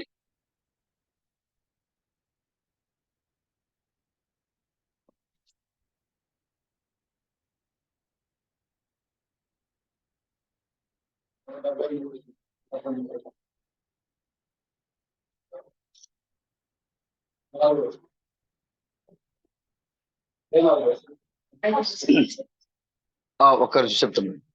ద్వితీయోపదేశకాండము 31లో 31, 24 చూడండి. 22, 23. కాబట్టి మోషే ఆధారం ఉంటే ఈ కీర్తన రాసి మరియు యెహోవా కుమారుడైన యెహోషువకు ఇలా సెలవిచ్చాను నీవు నిబ్బరం కలిగి ధైర్యంగా ఉండము నేను ప్రమాణపూర్వకంగా వారికి ఇచ్చిన దేశములకు నీవు తోడుగా పోవలేను చూడండి. మరియు యెహోవా చూడుము తీశారు, అందరూ తీశారా? మరియు యెహోవా చూడుము నీ మర్మదర్శులు సమీపించను నీవు యెహోషువను పిలిచి నేను అతనికి ఆజ్ఞయించినట్టు ప్రత్యక్ష గుడారంలో నిలువుడని మోషేతో కరవేయగా మోషేయు యెహోషువయు వెళ్ళి ప్రత్యక్ష గుడారంలో ఉంచింది. అక్కడ యెహోవా మేఘ స్తంభంలో ప్రత్యక్షమయ్యాను. ఆ మేఘ స్తంభము ఆ గుడారపు ద్వారం పైన నిలవగా యెహోవా మోషేతో చెప్పాను ఇదిగో నీవు నీ మితముగా పండుగ పోతున్నావు ఈ జనులు లేచి ఎవరి దేశంలో తాము చేరి వారి నడుమందులో ఆ జనుల మధ్యలో వ్యభిచారులై ఆ అన్యుల దేవతలు అంటుంది నన్ను విడిచి నేను వారితో చేసిన నిబంధనను మీరుతున్నాను కావున. చూడండి ఒక నిమిషం బ్రదర్. ప్రభు ఏం చెప్తున్నారంటే ఇక్కడ, మోషే నీ పరిచర్య అయిపోయింది, నువ్వు నీ పితరులతో నువ్వు పండుకోబోతున్నావు. ఏం చెప్తున్నారండి? ఇక నీ పని అయిపోయింది, నువ్వు చనిపోతున్నావు. ఎవరు చెప్తున్నాడు? దేవుడు మోషేతో. ఇక నీ పని అయిపోయింది, నువ్వు చనిపోతావు ఇక. కాబట్టి నీ తర్వాత వర్తమానికుడు ఎవరు? యెహోషువ. నీ తర్వాత వర్తమానుడైన యెహోషువను తీసుకొని నువ్వు అక్కడ దానికి అక్కడ మందిరం లోపలికి రా. ఆ మందిరం లోపల ఏముంది? చీమలు ఉన్నట్టుంది ఇక్కడ. ఆ మందిరం లోపల ముగిద్దాం, భోజనం తర్వాత మళ్ళీ మనం కలుసుకున్నాం చెప్పి నేను ముగిస్తాను. మీరిద్దరు అక్కడికి రండి అని పిలిచినప్పుడు ఆ మందిరం లోపలికి ఏమొచ్చింది? దేవుని యొక్క మేఘస్తంభం వచ్చింది. దేవుని యొక్క మేఘస్తంభంలో ఎవరున్నారు? ఇప్పుడు దేవుడు ఉన్నారు. ఇప్పుడు ఎక్కడికి వచ్చింది అది? మోషే మరియు యెహోషువ లోపలికి కొనుకోబడ్డారు. కొనుకోబడినప్పుడు దేవుడు మోషేతో మాట్లాడుతున్నారు. మోషే నీ యొక్క పరిచయం పూర్తి అయిపోయింది, నీ తర్వాత యెహోషువ నాయకుడిగా ఉండబోతున్నాడు. అయితే నువ్వేం చేస్తావంటే ఈ యొక్క జనులు వారి యొక్క దేశంలోకి వెళ్ళిన తర్వాత యెహోషువ నాయకత్వంలో వారి యొక్క దేశానికి వెళ్తారు. వీళ్ళు వెళ్ళిన తర్వాత వీళ్ళు ఏం చేస్తారు? తమ యొక్క స్థితిని, పాత స్థితిని వాళ్ళు మర్చిపోతారు. నేను ఏ విధంగా వారిని నడిపించారో వాళ్ళు మర్చిపోతారు. వాళ్ళు పాపంలోకి వెళ్ళిపోతారు. వాళ్ళు పాపంలోనికి వెళ్ళిపోకుండా ఉండుట కొరకు నువ్వేం చేయాలి? ఒక కీర్తన రచించి వాళ్ళకి చెప్పు. కీర్తన రాసిన వాళ్ళకి నేర్పు. ఇశ్రాయేలీయులు పాపంలో పడిపోకుండా ఉండడం కోసము, ఆ పాపంలో పడిపోకుండా వాళ్ళ స్వాస్థ్యాన్ని పంచుకొని యెహోషువ నాయకత్వంలో వాగ్దాన దేశంలోకి వెళ్ళడానికి ఏం చేయమన్నాడు దేవుడు? తర్వాత మీరు ఇంటికి వెళ్ళిన తర్వాత చదవండి. ఆ యొక్క అధ్యాయాలు మొత్తం మీకు అర్థమవుతూ ఉంటుంది. మీరు ఒక కీర్తన రాసి ప్రతి ఒక్కరికి ఆ కీర్తన నేర్పించు. ఇప్పుడు ఆ సమయంలో 32వ అధ్యాయంలో చూస్తే కనుక మోషే ఆ కీర్తన రాసి వారందరితో నేర్పిస్తాడు. ఆయన మోషే మరియు యెహోషువలు ఆ కీర్తనని, మోషే యొక్క కీర్తనని వారందరికీ నేర్పిస్తారు. ఆ కీర్తనలో మెయిన్ పాయింట్స్ ఏమన్నా దాంట్లో ఏమన్నా ఏ పాయింట్స్ ఉన్నాయండి? దాంట్లో పక్షిరాజు తన యొక్క గూడుని రేపి తన పిల్లల పైన తన యొక్క రెక్కలను అల్లాడించుకుంటూ అదేం చేస్తా ఉంటుంది? దాన్ని ఆ జారిపోయి పిల్లల్ని మరలా తన యొక్క రెక్కల మీద కూర్చోబెట్టుకుని తీసుకెళ్తా ఉంటది. అలా నేను మిమ్మల్ని కాపాడబోతున్నాను. హల్లెలూయా. అలా నేను మిమ్మల్ని కాపాడబోతున్నాను. అంతేకాదు, నేను తప్ప వేరొక దేవుడు మీకు లేడు, నేను ఒక్కడే మీ దేవుణ్ణి. ఆమె ఇదే మోషే యొక్క కీర్తన. ఈ మోషే కీర్తన ఎక్కడి నుంచి వచ్చింది? మేఘ స్తంభం నుంచి వచ్చింది మోషే కీర్తన. హల్లెలూయా. ఇప్పుడు ఈ చివరికాల సమయంలో వచ్చినట్టుగా ఈ యొక్క 7 దూతలు ఎవరైతే పాత్రలు తెగులు పట్టుకుని వస్తున్నారో ఆ 7 దూతలు వచ్చినప్పుడు కొంతమంది ఆ సైన్యం వల్ల ప్రజలు మాట్లాడతారు ఏమనంటే, ప్రభువా సర్వాధికారి, నీవు నీ యొక్క మార్గంలో నీతి న్యాయములు అని వాళ్ళు మాట్లాడుకుంటూ దేవుణ్ణి పొగుడుతూ కిందకు వచ్చిన తర్వాత వాళ్ళు ఏం చేస్తున్నారు? మోషే కీర్తనయు. ఆ కీర్తన మోషేది కాదు బ్రదర్. ఆ కీర్తన ఎవరిది? గొర్రెపిల్ల యొక్క కీర్తన. దేవుడు మోషే తర్వాత ఎవరికి నాయకత్వం ఇస్తున్నాడో ఆ గొర్రెపిల్ల ఒక కీర్తన మోషే ద్వారా రాసింది ఆ కీర్తన. హల్లెలూయా. ఇప్పుడు నువ్వు పాడే ఈ కీర్తన ఎవరు పాట? ఇది మోషే కీర్తన, గొర్రెపిల్ల కీర్తన నువ్వు పాడుతున్నావు ఇప్పుడు ఇక్కడ. హల్లెలూయా. నీవు పాడే అంటే చూడండి, ఈ యొక్క జీవజలములు బయలుదేరి యెరూషలేము నుంచి బయలుదేరి పడమరకు వచ్చిన జీవజలములు తిరిగి మరలా ఇటు వస్తా ఉన్నాయి. యెరూషలేముకి వెళ్ళేదానికంటే ముందుగానే ఇక్కడ కొంతమంది ప్రజలు గొర్రెపిల్ల కీర్తనయు మోషే కీర్తనయు పాడుతున్నారు. ఇక్కడ అది నీవే. హల్లెలూయా. అయితే అక్కడ 15వ అధ్యాయంలో పాడేవాళ్ళు మహాశ్రమంలో వాళ్ళు ఆ యొక్క దూతల యొక్క తీర్పులో ఉండి వాళ్ళు అక్కడ పాడుతున్నారు. అక్కడ ఆ మోషే కీర్తన ఏ విధంగా అయితే మోషే వారికి నేర్పించాడో ఆ గొర్రెపిల్ల యొక్క కీర్తన వారికి నేర్పించాడు. ఇప్పుడు ఆ గొర్రెపిల్ల యొక్క కీర్తన మేఘ స్తంభం నుంచి దిగి వచ్చిన ఆ యొక్క మోషే. హల్లెలూయా. మేఘ స్తంభంలో దిగి వచ్చిన ఆ యొక్క 3వ యాత్ర మోషే కిందకి దిగి వచ్చి ఆ కీర్తన మనకు నేర్పించాడు ఆయన. ఇప్పుడు మనం పాడే ఈ పాట ఏ పాట? మోషే కీర్తన. హల్లెలూయా. గొర్రెపిల్ల కీర్తన. ఈ మోషే కీర్తన, గొర్రెపిల్ల కీర్తనలు ఏముందంటే ఆయన తన పిల్లలని పక్షిరాజు కాపాడినట్లుగా తన పిల్లల్ని కాపాడుతున్నాడు ఆయన. మోషే తర్వాత వర్తమానుడు యెహోషువ రాబోతున్నాడు. హల్లెలూయా. నేను తప్ప వేరొక దేవుడు మీకు లేడు. ఇదే ఆ కీర్తన యొక్క సారాంశము. తర్వాత మీరు చూడండి, పక్షిరాజు ఏ విధంగా అయితే తన పిల్లల్ని చక్కగా ప్రేమిస్తుంది. మనం చాలాసార్లు చెప్పుకున్నాం కదా, గూటిని చక్కగా కడద్ది. అక్కడికి వెళ్ళి ఒక కొమ్మ, ఇక్కడికి వెళ్ళి ఒక కొమ్మ, అక్కడికి వెళ్ళి ఒక తీసుకొచ్చి తన యొక్క పిల్లలు ఆ గుడ్లు పెట్టడానికంటే ముందుగానే ఆ గూటిని ఏం చేస్తుంది? చక్కగా నిర్మిస్తుంది ఆ గూటిని. అంతేకాకుండా దాని లోపల తీగలు, వైర్లు, ముళ్ళు అన్నీ ఉంటాయి. అవి గుచ్చుకోకుండా ఉండడం కోసం వెళ్ళి కొన్ని పీచు పదార్థాలు, మెత్తగా ఉండే పదార్థాలు తీసుకొచ్చి దాంట్లో మెత్తగా వేస్తుంది. దాంట్లో పడుకుంటే ఎలా ఉంటది? పరుపు మీద పడుకునే హాయిగా ఉంటది. దాని మీద పెడుతుంది గుడ్లు. ఆ తర్వాత ఆ గుడ్లు ఏమవుతున్నాయి? పిల్లలు అవుతున్నాయి. ఆ పిల్లలు అవడంతోనే ఆ పక్షిరాజు తన ఆహారం తింటాం మానేసి తన పిల్లలకి ఆహారం తీసుకొచ్చి నోటికి అందిస్తుంది. మనం అయితే మనుషులం కాబట్టి చేతితో తింటాం, కానీ అవి తినలేవు కదా, నోటితో తింటాం కూడా వాడికి రాదు. కాబట్టి తల్లి ఏం చేస్తుంది? తల్లి ఆ యొక్క గూటిలోకి ఎగురుకుంటూ వచ్చిన వెంటనే అదేం చేస్తుంది? పిల్ల నోరు తెరుస్తుంది. ఈ యొక్క తల్లి పట్టుకొచ్చిన ఆహారం, నోటితో పట్టుకొచ్చిన ఆహారాన్ని ఆ తెరిచిన పిల్ల యొక్క నోటిలో వేస్తుంది. సంఘంలోకి వచ్చినప్పుడు కూడా బ్రహ్మ గారు చెప్పారు, మనము కూడా అలాగే ఉన్నాం కదా. హల్లెలూయా.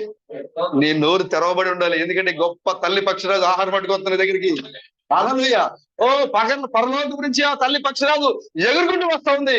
ఆయన గూటిలో ఉన్నా నీవు, ఆ సంఘంలో ఉన్నా నీవు, ఆయన వచ్చేటప్పుడు ఆయన గూడి మీద వాడే సమయానికి నీ నోరు ఎలా ఉండాలి? తెరవబడి ఉండాలి. ఒకవేళ 2-3 దండ పిల్లలు అనుకోండి, ఏ పిల్ల తెరవబడిందో ఆ పిల్ల లాగేసుకుంటది. హల్లెలూయా.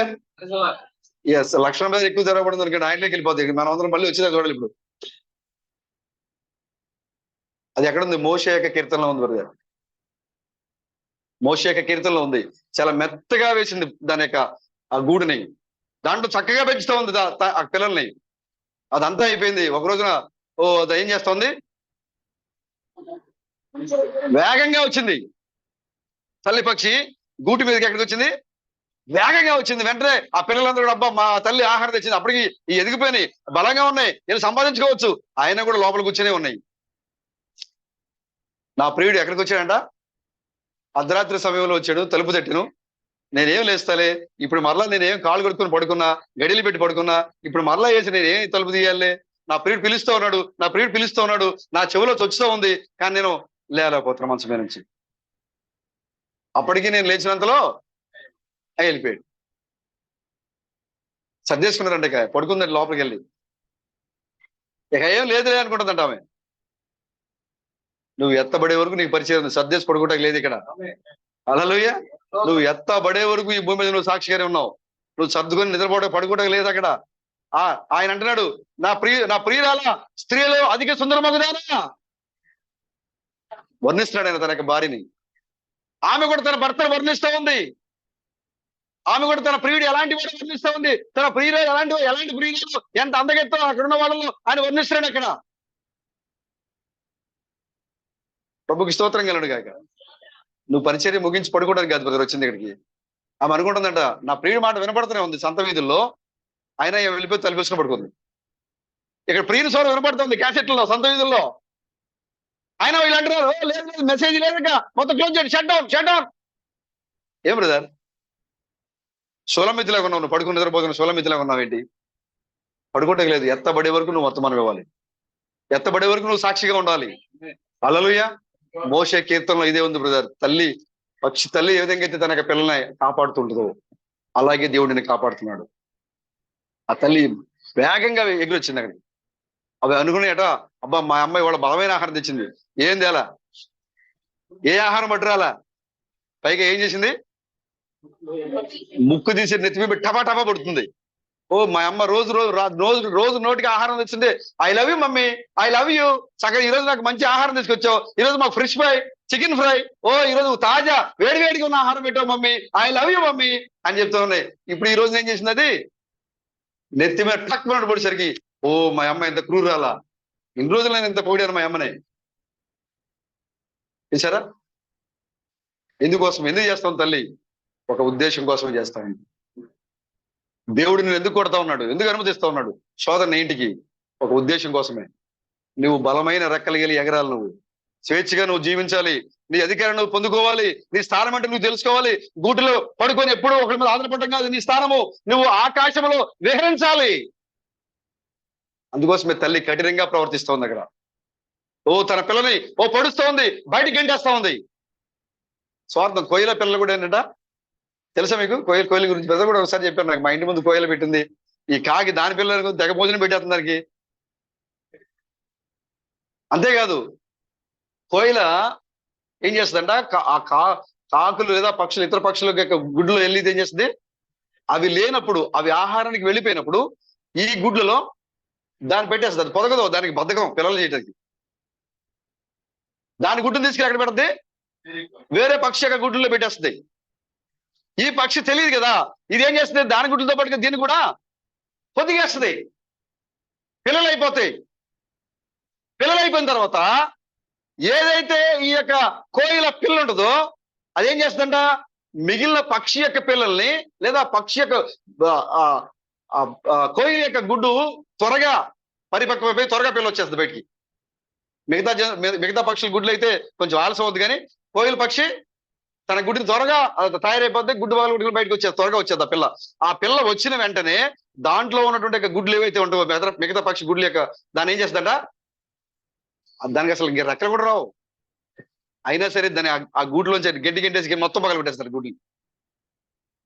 అసలు దానిదే కాదు అసలు ఆ గూడు. వాళ్ళమ్మ వదిలేస్తే ఇది ప్రేమించి పిల్ల చేసింది. ఇప్పుడు దాని గూట్లో ఉన్న దాని సహోదరులను ఏం చేయాలి? అయ్యో మా అమ్మ మనం వదిలేసేస్తే మీ అమ్మ నన్ను ఆదరించింది అని ఉండాలి కదా. అది కాదు.